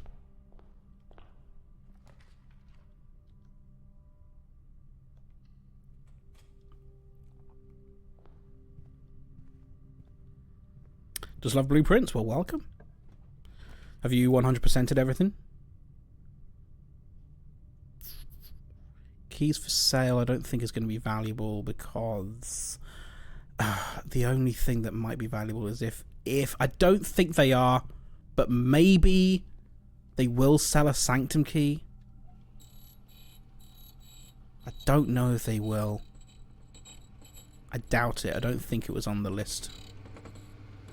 It's a silver key. Okay. The 50-star constellation was that you can spend stars to redraw rooms. So stars are now a currency for us when we have the observatory and that constellation in the sky. On day 130 or so, game seems pretty endless. Yeah, it will be curious to see how replayable I find it once we have like done all the mysteries and everything. What are we on now? Day 53. So we are obviously still doing stuff. Right, let's light this dynamite. Do we like the dynamite? Let me just see if there's anything else worth trading first. What is vault? So they still have the key. Trades for a luggage rabbit's foot. The shield. Oh, 3 dice for the shield. That's interesting. That's very interesting, actually. That's worth noting. Because the Knight's Shield is a one-time use thing, isn't it? So once you've used it, you could come here and trade it for 3 dice. Once per day. Yeah, okay, that's good to know. Done all the mysteries seems unlikely. Torch, we're not going to trade it, but it does trade for a lucky rabbit's foot. Lockpick kit trades for a coupon book. Okay, Knight's Shield is interesting. Metal detector trades for a coin purse. Running shoes trades for ivory dice as well.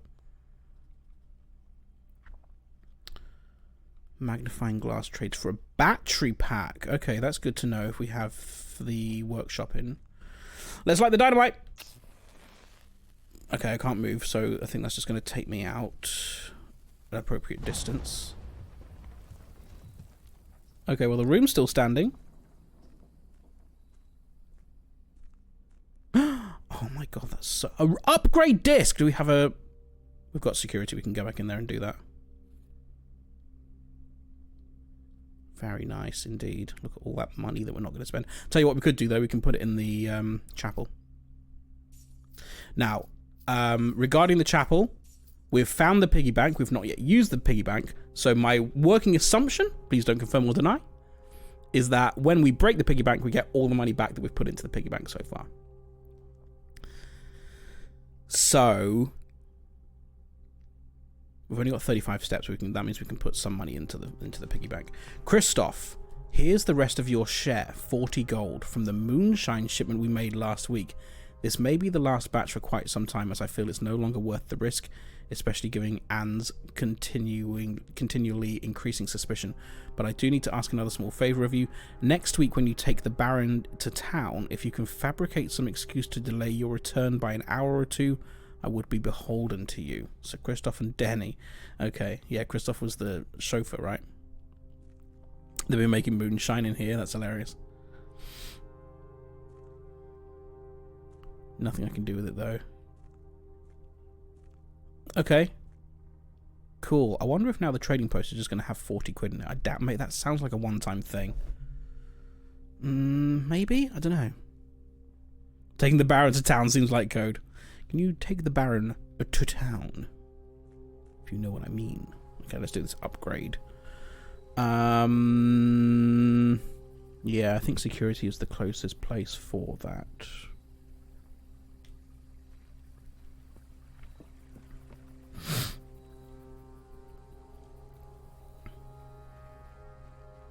We've put the garage in, but we haven't opened the door, so we couldn't go that way even if we wanted to, which would actually have been good. Unless you can open it from this side. Once it's in. No, that just will not be a bridge until you've opened the garage door. Wasted a couple of steps there, never mind.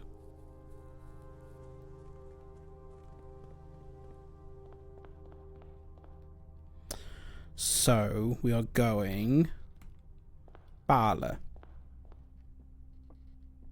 Nook. Hallway. Den. Then straight through.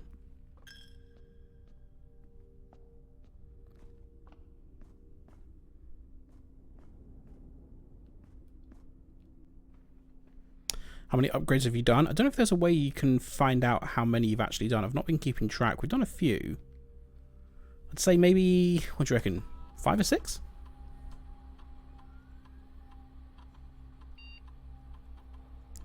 The boudoir upgrades, okay. To what?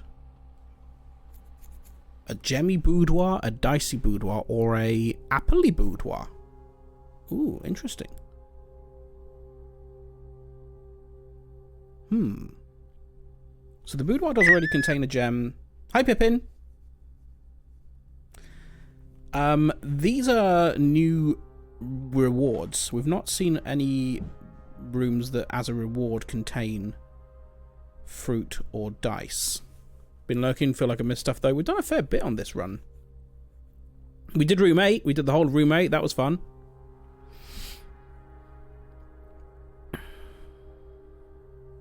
+3 apples. Now, that says apples and not steps. So if you put 3 apples in there, the apples are worth 2, I think.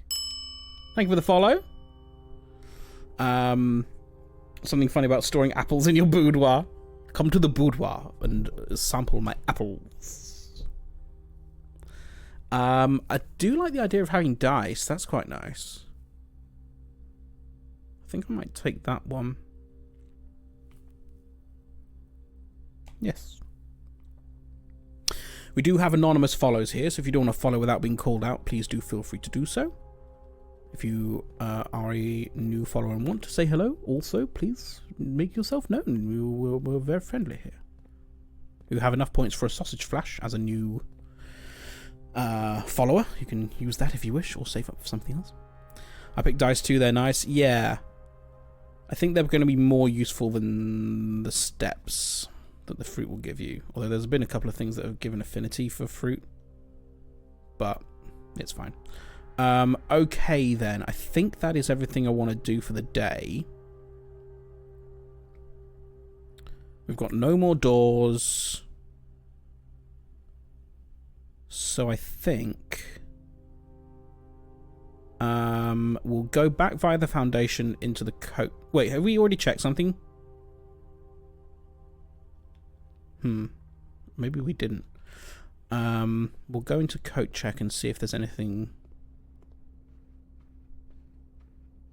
Did I not pick that up? Not that I need it now anyway. Good golly, Miss Molly! I've rolled credits on this game, but plenty more puzzles to do. Yes, indeed. I think we're about... I think we got credits on a day 33, day 34, I think. So we're about 20 days post-credits for now. But even then, as I understand, there is still a hell of a lot to do. So, yes, exciting. We've not checked anything cool. Okay, so what is worth checking? I don't think we need the vault key anymore. The shield, The hall pass. Do I need the torch for anything anymore? Shield is kind of nice. I really do like the lockpick kit though. Remind me what the hall pass does. That does... Hallways drafted from an adjoining hallway do not cost gems to draft. I think given the fact that we've axed the cost for the passageway, that's less important to us. Because I don't think there are many hallways that actually cost gems to draft.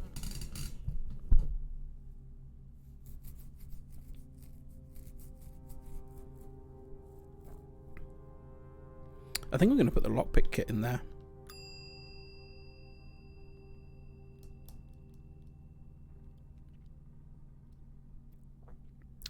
Or the shield.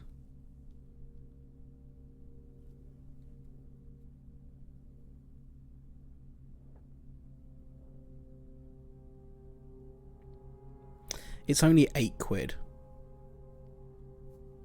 I mean the lockpick. Lockpick kit. No! Magnifying glass. That's one I do actually want to use.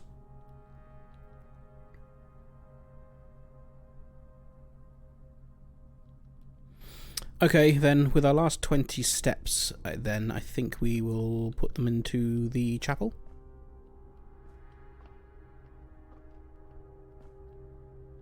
Still got £83.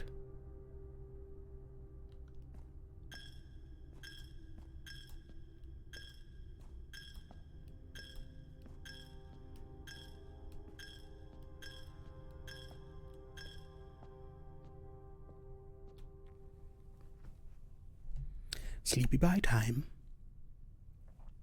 That was a productive day. We solved puzzle 8. Solved roommate puzzle.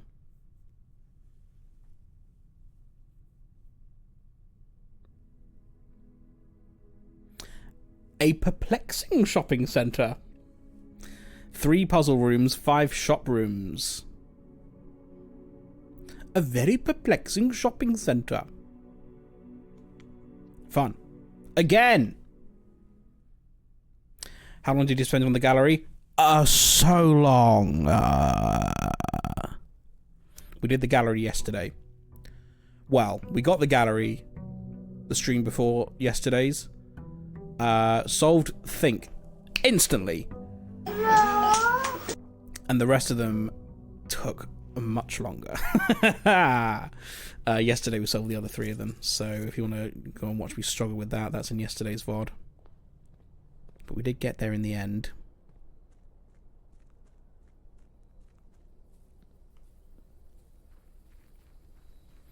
Okay, what I'd like to do is draft chapel and gift shop in the same run.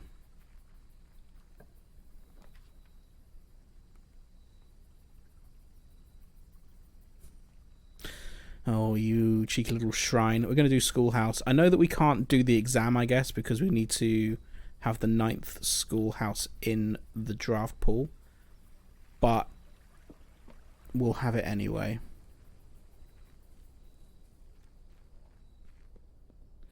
Kind of fun to watch streamers going a bit crazy trying to solve it. Yeah, like I said, that first one came really, really easily. Make a wish, why not? But the rest were fairly nightmarish. At least for me. I think a lot of people in chat had got the answers to it while I was trying to solve it, but I just could not see some of them for quite some time. And where the fuck are these 2 other safes? Let's begin with the parlour. You didn't like the Think one, really? That was the easiest one for me.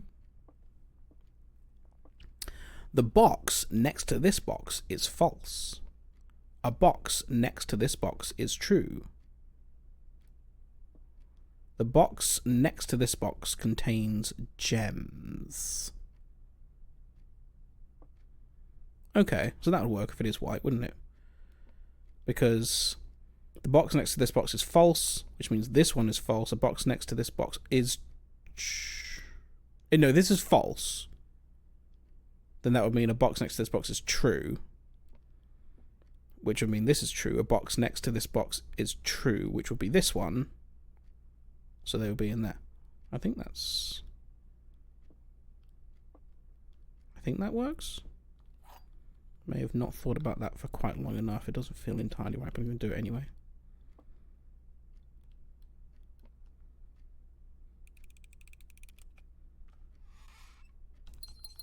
Hooray! It's always a bit annoying when the gems are in the back of the box because it opens and you think, oh no, I've messed up! But then it reveals itself with a little tease.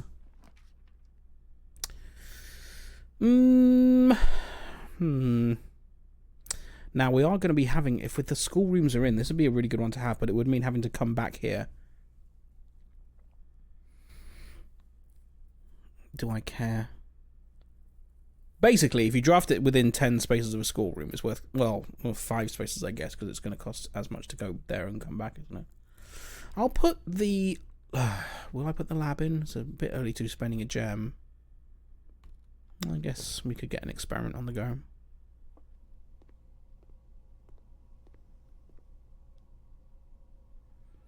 And we could also remote into the shelter. Because normally we remote into the lab. For each bedroom you draft after your second, whenever you draft a red room, lose 5 steps, and then each time you unlock or bypass a security door. I'm tempted by that one. Am I tempted by that one? If we're going to be mostly focusing on schoolrooms. Set your dice to 2, I like. Actually, this is great, isn't it? When you draft a red room, lose 5 steps and then set your steps to 40.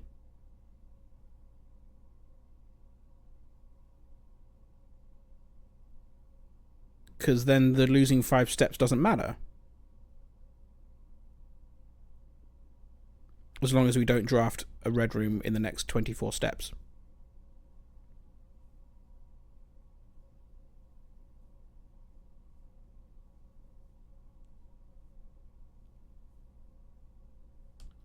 Risky, but I'm going to do it.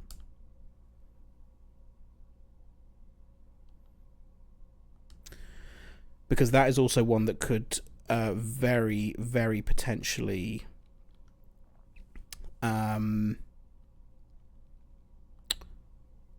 trigger the lockdown. The unlockdown, as it were.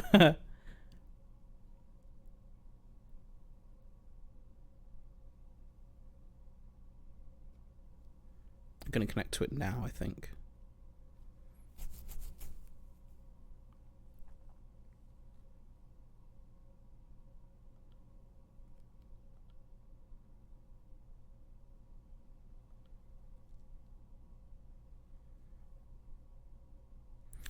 Just getting started.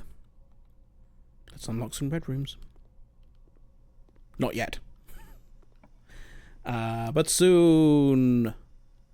Let's have a classroom there. Grade 1. Hello, Grade 1.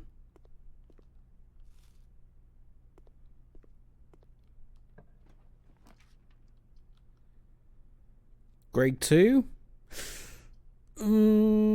Yes, Grade 2. Let's do that.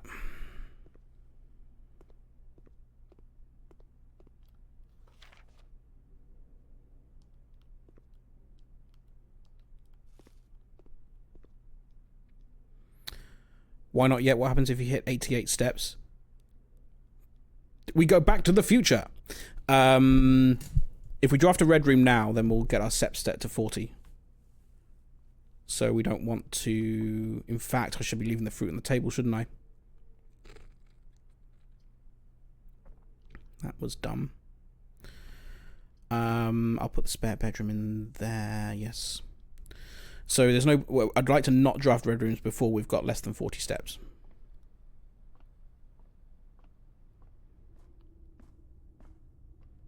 Which is actually a really good... Thought it was plus 40. No, it's set to 40.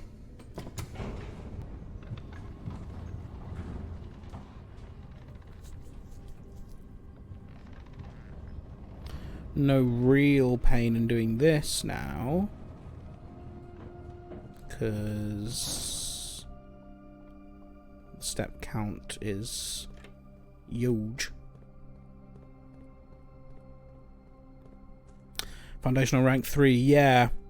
Foundation's always a weird one, because, like... obviously, when you're putting it in, you don't know what it is for. Because it does have implications. And I would bet that the vast majority of people, when they first see Foundation, would put it in when it's offered. Regardless of where it is. So I don't know...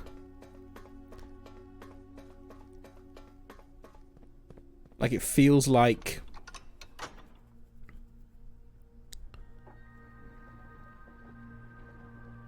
you don't have enough information to properly place it when it comes up. The ranks is, yeah, it's how far through the house you are. So, entrance hall is rank 1, and then classroom and lab are on rank 2, and then classroom, spare room, and foundation are on rank 3, and then it's 4, 5, 6, 7, 8, 9. Wondering how it affected your playthrough, though? Well, the thing about my foundation is that it's facing north, as in the door faces north, which I really like. What it did mean, however, is that given this configuration, it actually took us fucking ages to put a room behind it that had a door that led into it for the lever. So that took ages because I just never put a room there that worked. That's probably the biggest implication of our playthrough so far, I think. You mean by accident? Yes. Yeah. Because I never... yeah. The only reason that I found out about that was because I put a room there by accident that just happened to have a door there.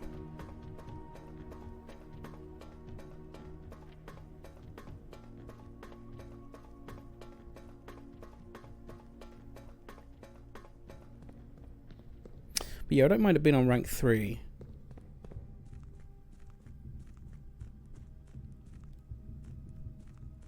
I guess the thing about it being further up in the house is that it means you've kind of got more of a shortcut between the higher ranks and outside once you've unlocked the fountain door.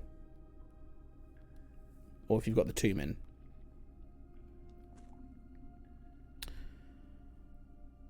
Or even the exit through the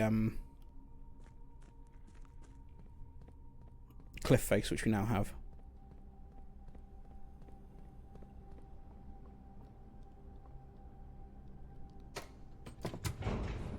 Yours is on 7. I think, from what I've heard, a lot of people's foundations end up on 7. Is yours also 2 in from the west? As in, like, the second row? Second column.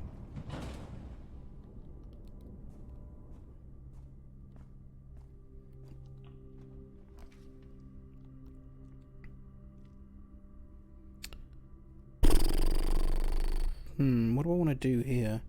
These aren't great. I'll go... I mean, we've still got a room up north. I might take the utility closet, actually.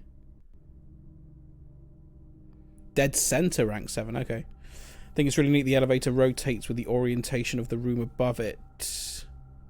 The elevator rotates with the orientation of the room above it. What do you mean?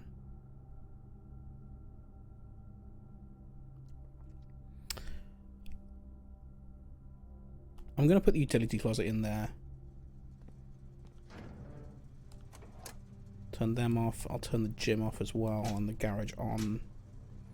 The elevator depends on the rotation of the foundation. Yes.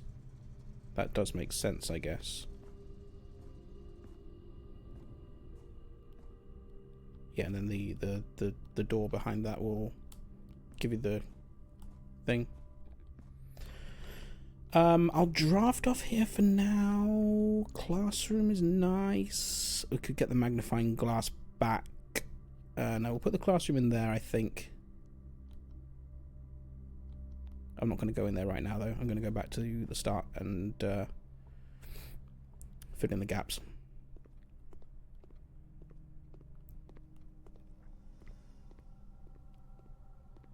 Mine faces the door in the basement.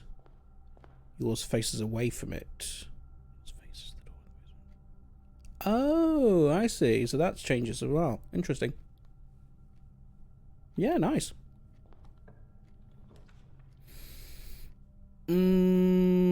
Still a little early for the chapel. I'll put the dorm room in there because that's also quite... I mean, it's the worst placement for it. I won't go in there yet because there are steps to be had there, and I'd rather not take them yet.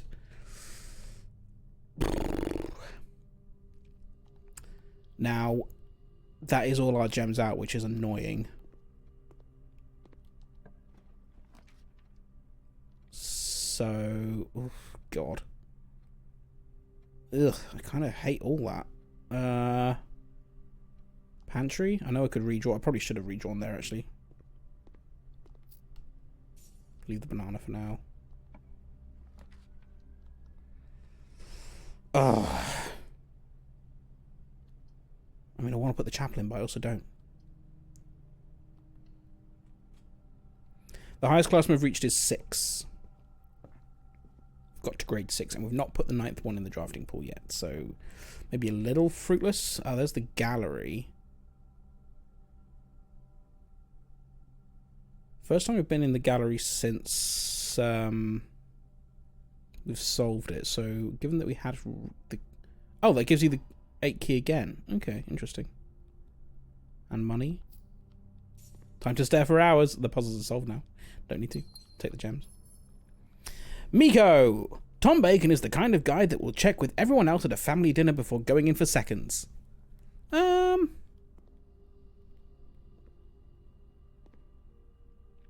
I'll certainly... I'll ask before going for seconds. What was it? We had this one is ponder because there is a P on a backwards red things. So it's put on red backwards. Ponder. This one was realised, but I had put an S in there, but it's changed it now, you bastards.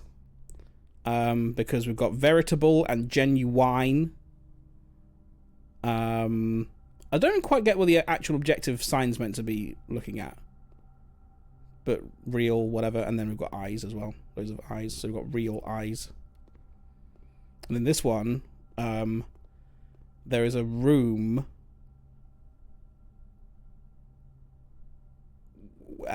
and there are 8 inns, I guess. I don't know if there are actually 8 inns. But there's a room of 8 inns, so it's a room in 8. Or lots of inns. The rooms with lots of inns and an 8. So there's a room of inns and 8. Room in 8. Realise your goal? Maybe. I don't know. Anyway, yeah, we got them. Means we can no longer spell penisy on that wall over there anymore. Boring!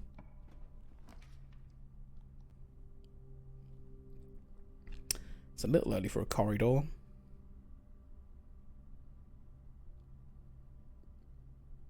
Horrible place for a coat check as well if we want to use that again. Truly a tragedy.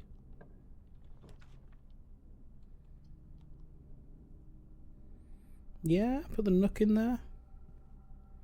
Grab a key.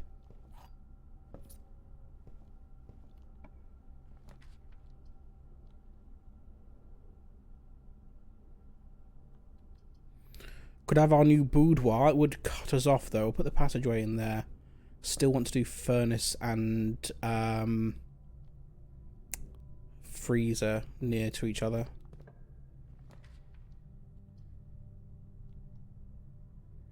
Yeah, I don't mind putting the classroom in there. Is it worth going in? This is grade 5. I'm not actually going to spend the step to go in there.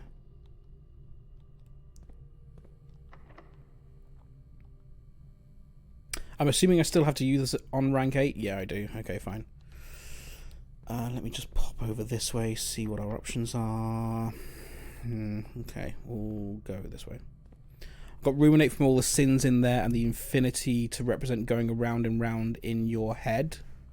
I mean, they're all synonyms for think, aren't they? You've got think, ponder, ruminate, realize. Realize maybe a little bit of an outlier there, but they all kind of mean the same thing. And the infinity is the 8 on its side. This has been commonly a common theme. I'll put the den in there for the gem. I was convinced these candles were going to light, you bastards.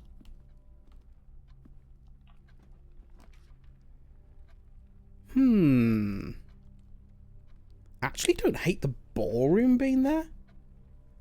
Because then we can just come back here and get the 2 gems every time we need them for the classroom.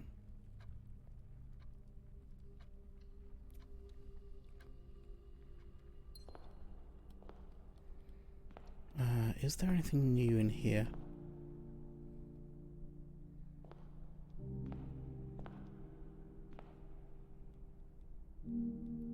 So what if that might represent a sigil, but if it does, it's going to be the one we've already got. Ballroom's pretty clutch for a classroom run. Let's see if it pays off. We've already looked at the music there, of course. Nice reflections. Apart from me, I have no reflection. I'm an invisible 14-year-old.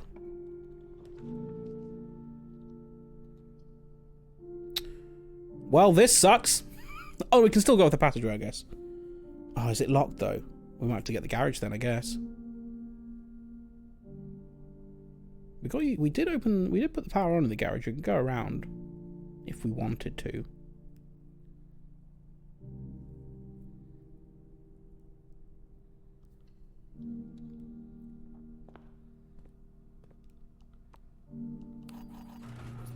Don't have car keys.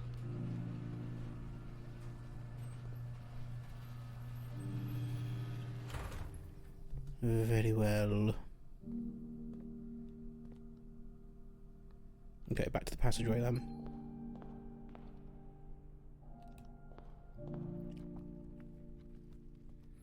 Okay, so now red rooms are draftable options.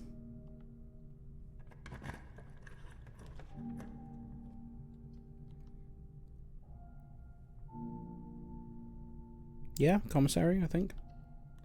The sounds of the footsteps in the ballroom are very nice, yeah. Like walking on glass.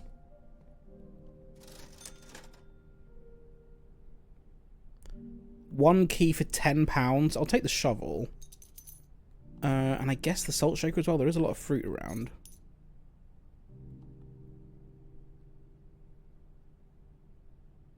Kinda don't need the gem right now.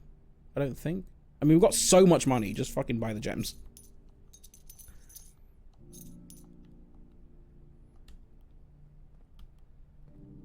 Because then if trophy room comes up, we can at least take that.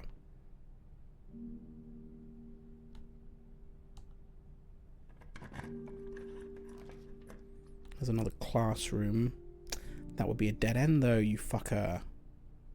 I don't think it's going to happen.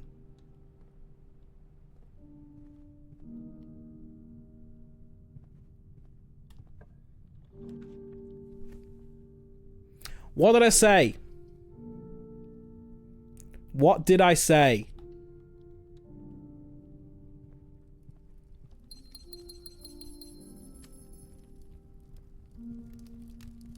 Starting to fill up. Got a few now.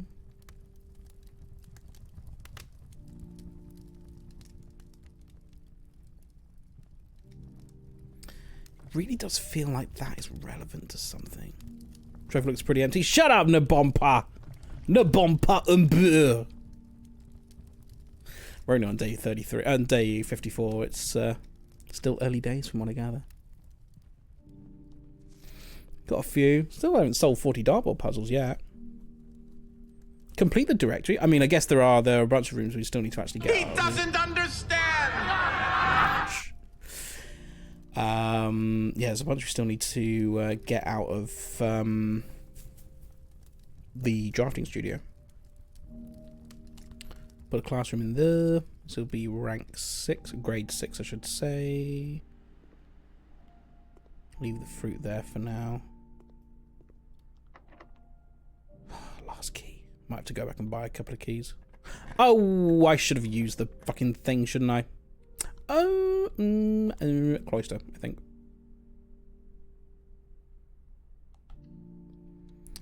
Tried several times to do 46 on day 1. It's pretty rough. Yeah, I've heard.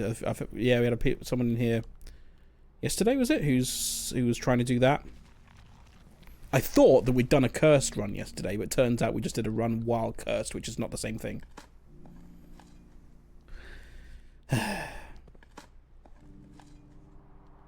Wow, this is a shit cloister. Come on, nothing? You bastard. Curse mode is nasty. We'll find out what we don't know what it is yet, so that's something that we will be finding out together. I'm gonna go this way in the cloister. Because if this is locked, then we can use key 8 in here.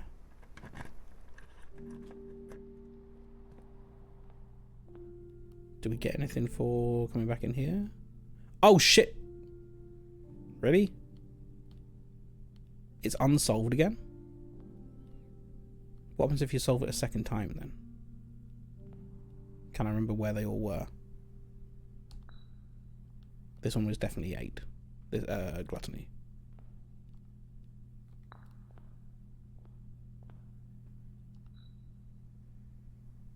Been with N, that was NV, was it?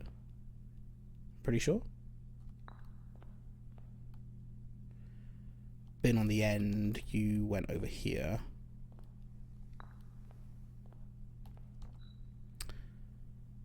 Been far from the fin was this one.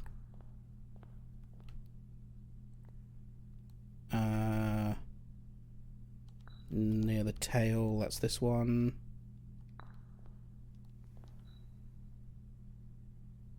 Neighbour's bin is written all thin. I think that was this one, wasn't it? Because it's mundanity. A letter and its twin appear on each bin. Is that there?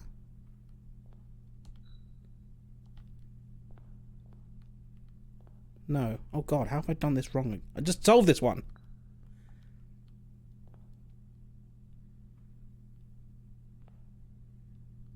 Wait. Oh no, where did it go? This one was sloth, I'm pretty sure, wasn't it? So then this one was...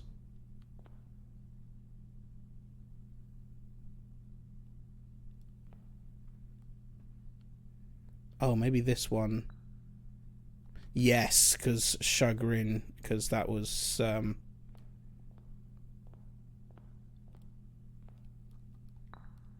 because of gluttony.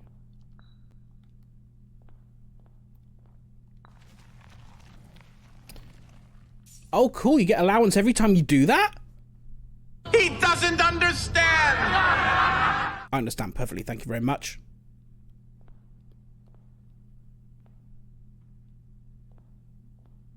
Okay, that's worth knowing. Fuck.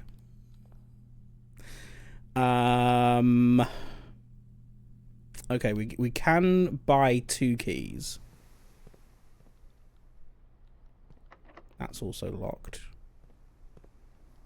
That's also locked.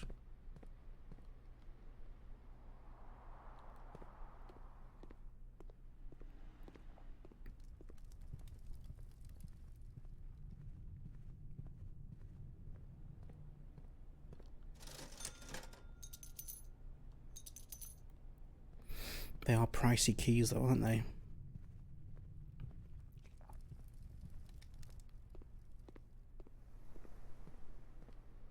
Could do with drafting a red room now. Oh, look at that. We've left quite a few gaps here.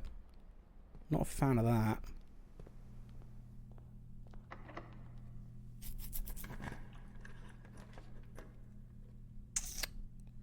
Conservatory, maybe?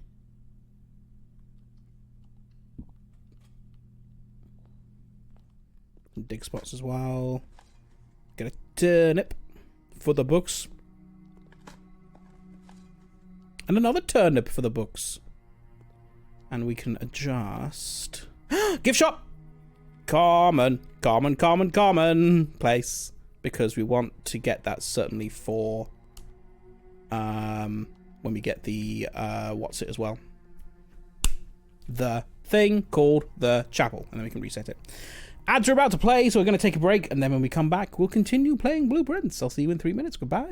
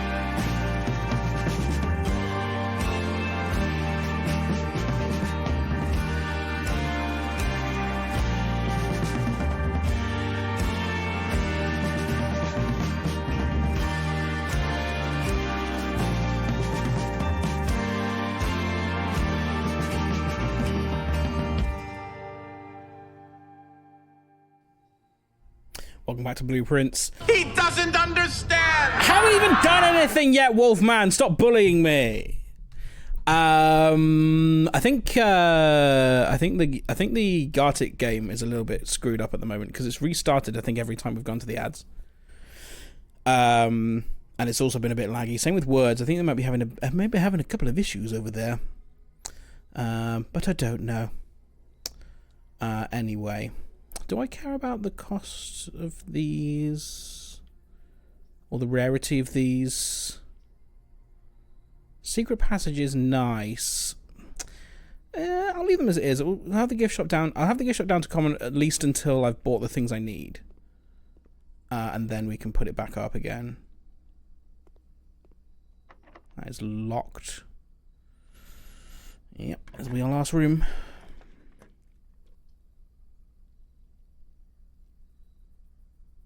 I mean, it's kind of irrelevant. But I want to see what's in here. What are you looking to buy in the gift shop? Whatever it is that costs 110. The expensive one. I can't remember what it is, but I want to buy it. Oh, crown! And we got the 40 steps. Okay. Ha. Okay. So I mean, yeah, they are technically security doors, but they're all open anyway, right? What's this say? Oh, lockpick kit, of course it is. Cool, thank you. Maybe we get lucky. Dearest children, the pieces are in place and all rigid cogs have been greased. However, if our ambitious plans are to succeed, we must strike this Tuesday. The routine changing of the guard personnel on the first of each month means the opportunity we have created for ourselves will likely never be so opportune. If we wait even one additional week, the window will be closed. On Tuesday, there will be 3 royal guards stationed at Learson Hall, 2 of which will be wearing black gloves in lieu of the traditional white. We would be wise to sacrifice almost everything to avoid the white-gloved guard, striking only when he takes a recess. The 2 black-gloved guards have been instructed to bind, blind, and gag themselves to spare us the precious extra minutes it would take for your group to execute that task on their behalf. However, that also means that once we reach the exhibit, we will truly be on our own. May the black shores guide us, may the black skies shield us, may our fathers be proud of us in your arms, your faithful soldier, Pharaoh. Darebird. Oh yeah, unlocks dare mode, whatever that is. Oh, we got a puzzle box. Okay, strap in. Okay, so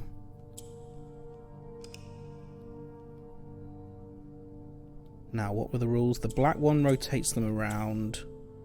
The red one changes those to them. The yellow one, can't remember what they do. Chaos Minute! Yes, these have been fun for us, for sure. Okay, so red is the colour we want.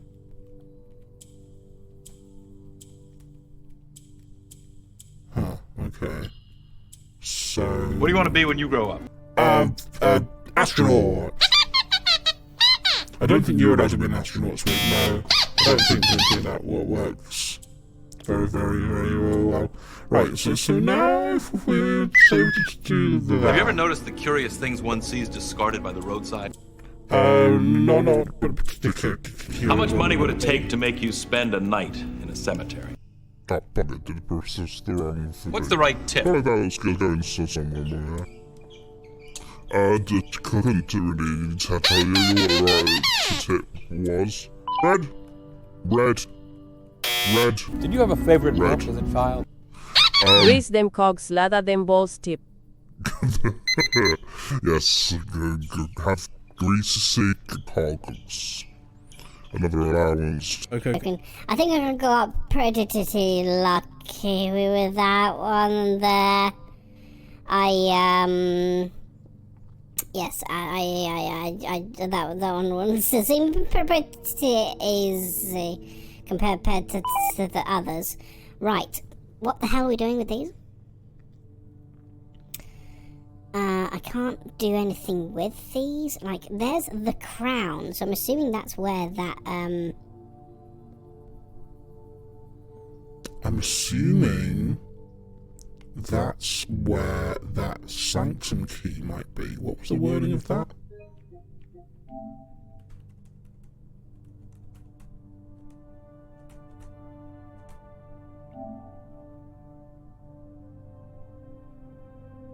Oh, held by a king on his throne, so maybe not.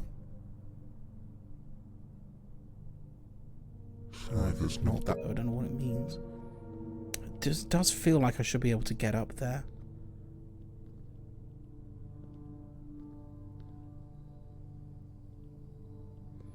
Unless this is... Oh, maybe? Do you reckon? Related to... Grease them cogs, lather them balls. What's a good tip? What is a good tip for greased balls and lathered cogs? I mean, what?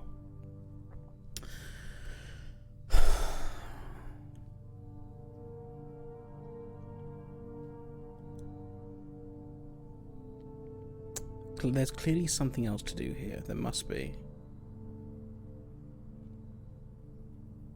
I'm wondering if there's a way I can turn these lights out, which would seem to, like, I mean, that would be a job for the breaker box. There is still a switch on the bottom of the breaker box that is broken.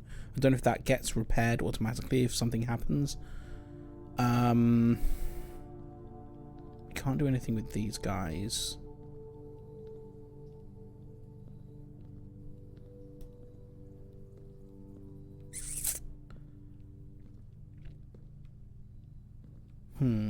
Okay. This will be one for later then, I think. What were you saying about... The gloves seemed important. We would be wise to sacrifice almost everything to avoid the white-gloved guard striking only when he takes a recess. The two black guards... black-gloved guards have been instructed to bind, blind, and gag themselves. Don't know if it's important that the back of that one is white, the back of that one is black, but I don't know how you turn these guys around. Okay. Thank you for the follow. Welcome. Enjoy your stay. Like I say, anonymous follows here, so if you want to, if you want to continue your luck, then feel free to continue your luck. Otherwise, we're very friendly here. You can come say hi. You can say hi with a sausage flash if you wish. Now you have enough points for it, or you can save them for something else. It worked! Ooh! I mean, none of them are great, but we could go to the... We've only got £1. Not really gambling money, is it? Sure. We can't play roulette. We need 5 at least for that. Can we do the slot machine? Each spin costs 1. How do I spin?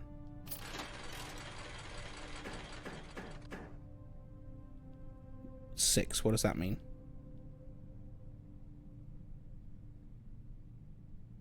So is that a good thing? Oh, I see. Okay, we got 6. I don't really know how we got 6.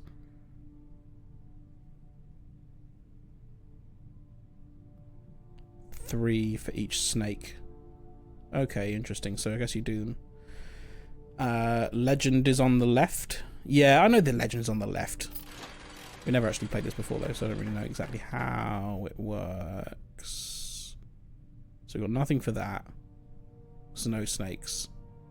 And yeah, one of those does nothing. Okay. So with bonus spin. Oh shit! Oh, I see.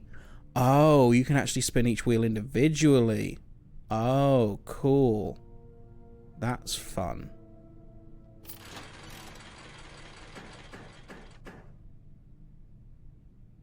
So that's a 0. Because you go across. So if you were to redo that, you still get nothing? Oh, because you need 3 stacks. Okay, fine. Spin the whole thing again, I guess.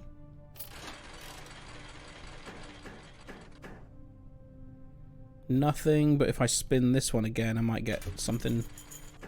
Nope. Cool. Okay, well, don't gamble, kids.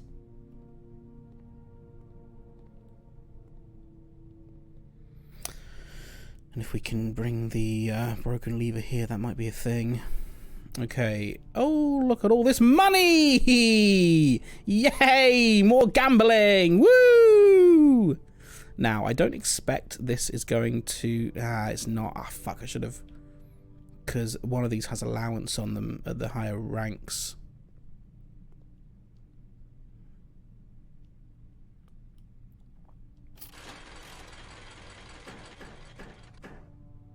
gives us 3. Ah, I see. Yes. So...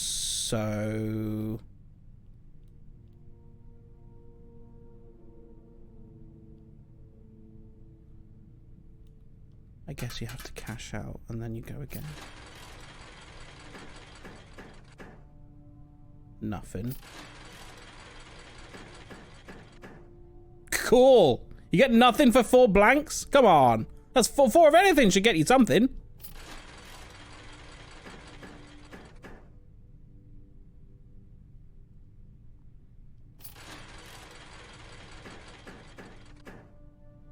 Now if we can roll a net... Is this how it works?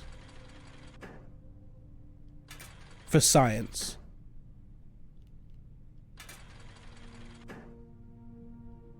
And then that's you run out of bonus spins. Okay, fine.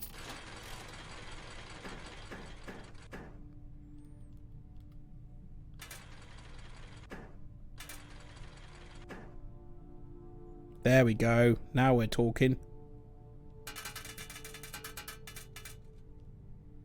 19. So one more we can do a... One if we can get to 20, we can do a big spin.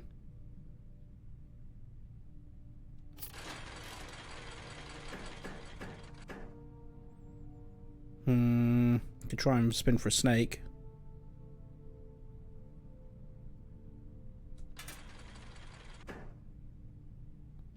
Try and spin for 9.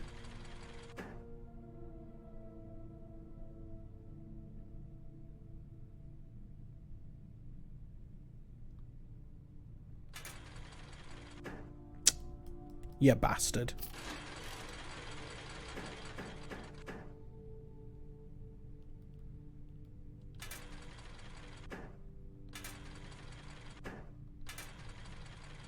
Fuck you.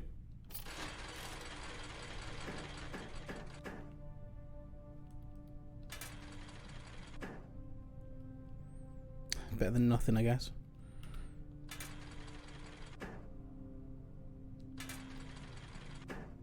Waste.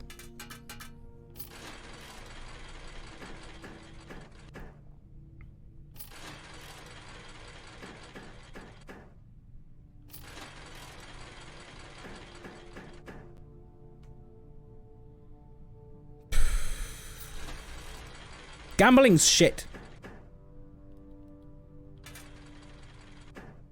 Come on, give me a net. Give me a net. Fuck you.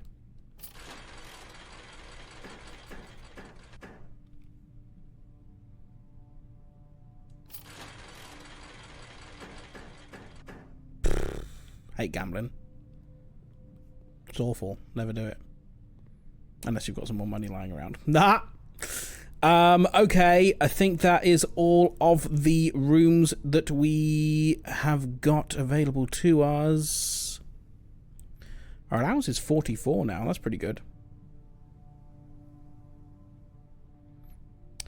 Had my game crash on these machines before, but I was playing for like an hour trying to raise 400 coins. Wow. Big spender. You have a classroom with a foundation. Oh, we do. Yeah, okay. That's a good spot.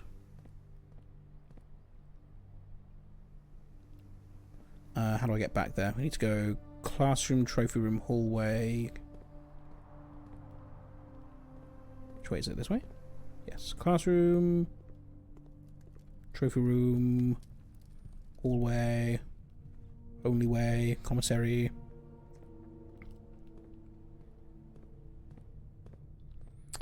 And then nope, nook. Oh my god, how the hell do we get to the foundation? Oh, den. No, what? Oh yeah, oh no. Yeah, I remember. We've got to go all the way back to the start to get there, I think. Oh, Jesus. Because for some reason I just didn't go in there. Because I wanted to build out the rest of the house. That was dumb.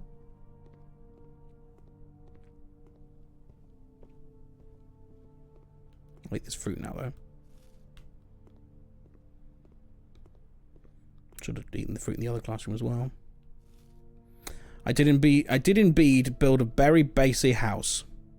Basy house.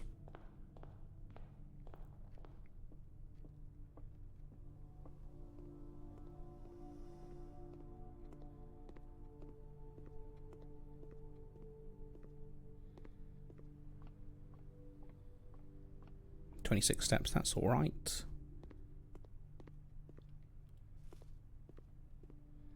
Should have maybe seen what this was going to be first, shouldn't I? I mean, planetarium. Could call it a day in the planetarium, get the 2 stars. What else am I going to have here?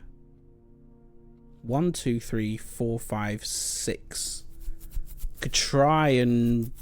We could try for the other classroom. Another one? My God, you are being treated. I'll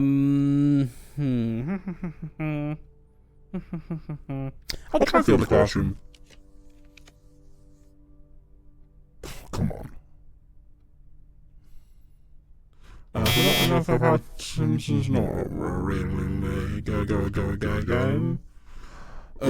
Gift shop, I don't know. We could. Oh, no, Have you ever walked out of a mall into a huge parking area and realized you'd forgotten where you parked your car? Not really, no. Not really, it's a good question. Sweet. Who knows why certain people say certain things?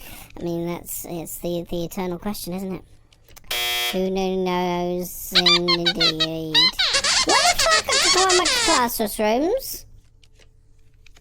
I mean, grease them cogs, lather them bowls. What are you saying, Wolfman? Cogs. Oh, cogs. Seriously?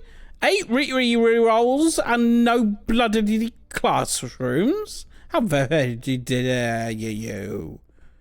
How very dare you bastard.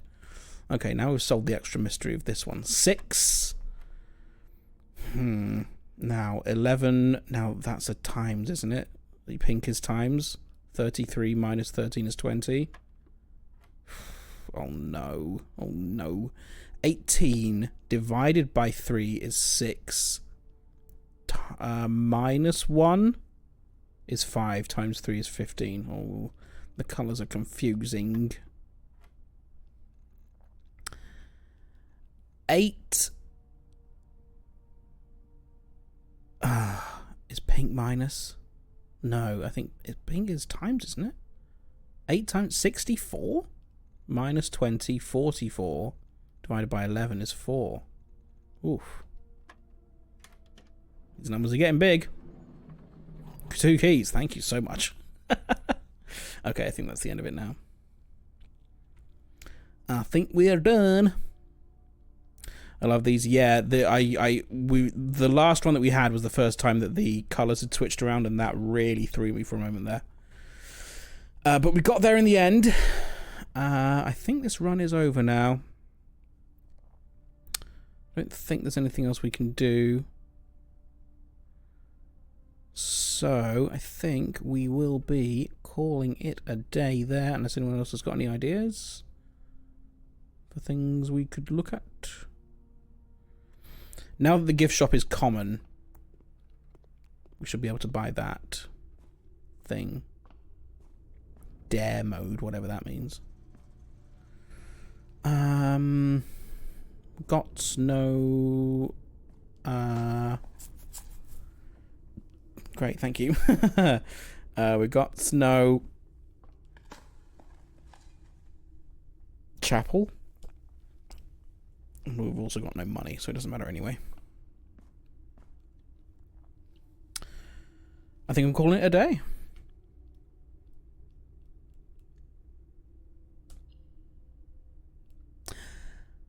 Call it.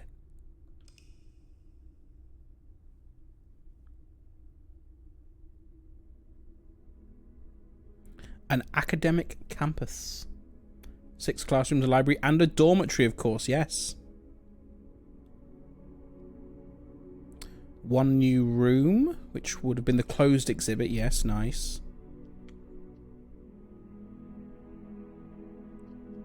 And we are done for the day. You can still go in the chapel, yes, but the thing about the chapel now is that we've found the piggy bank where all the money is going into. At least that's what we're assuming anyway. And we have the opportunity to break it. So now, what I think we can do, and obviously don't confirm or deny this, but if we had money, we could just spend the rest of the run pumping money into the chapel to break on a future run and get it all back again, and then have a run where we are hella loaded and maybe cursed. I don't know. We'll see what happens. We are done for the day. Is the Gartic game still alive? I don't know that it is. If it is, we'll carry on.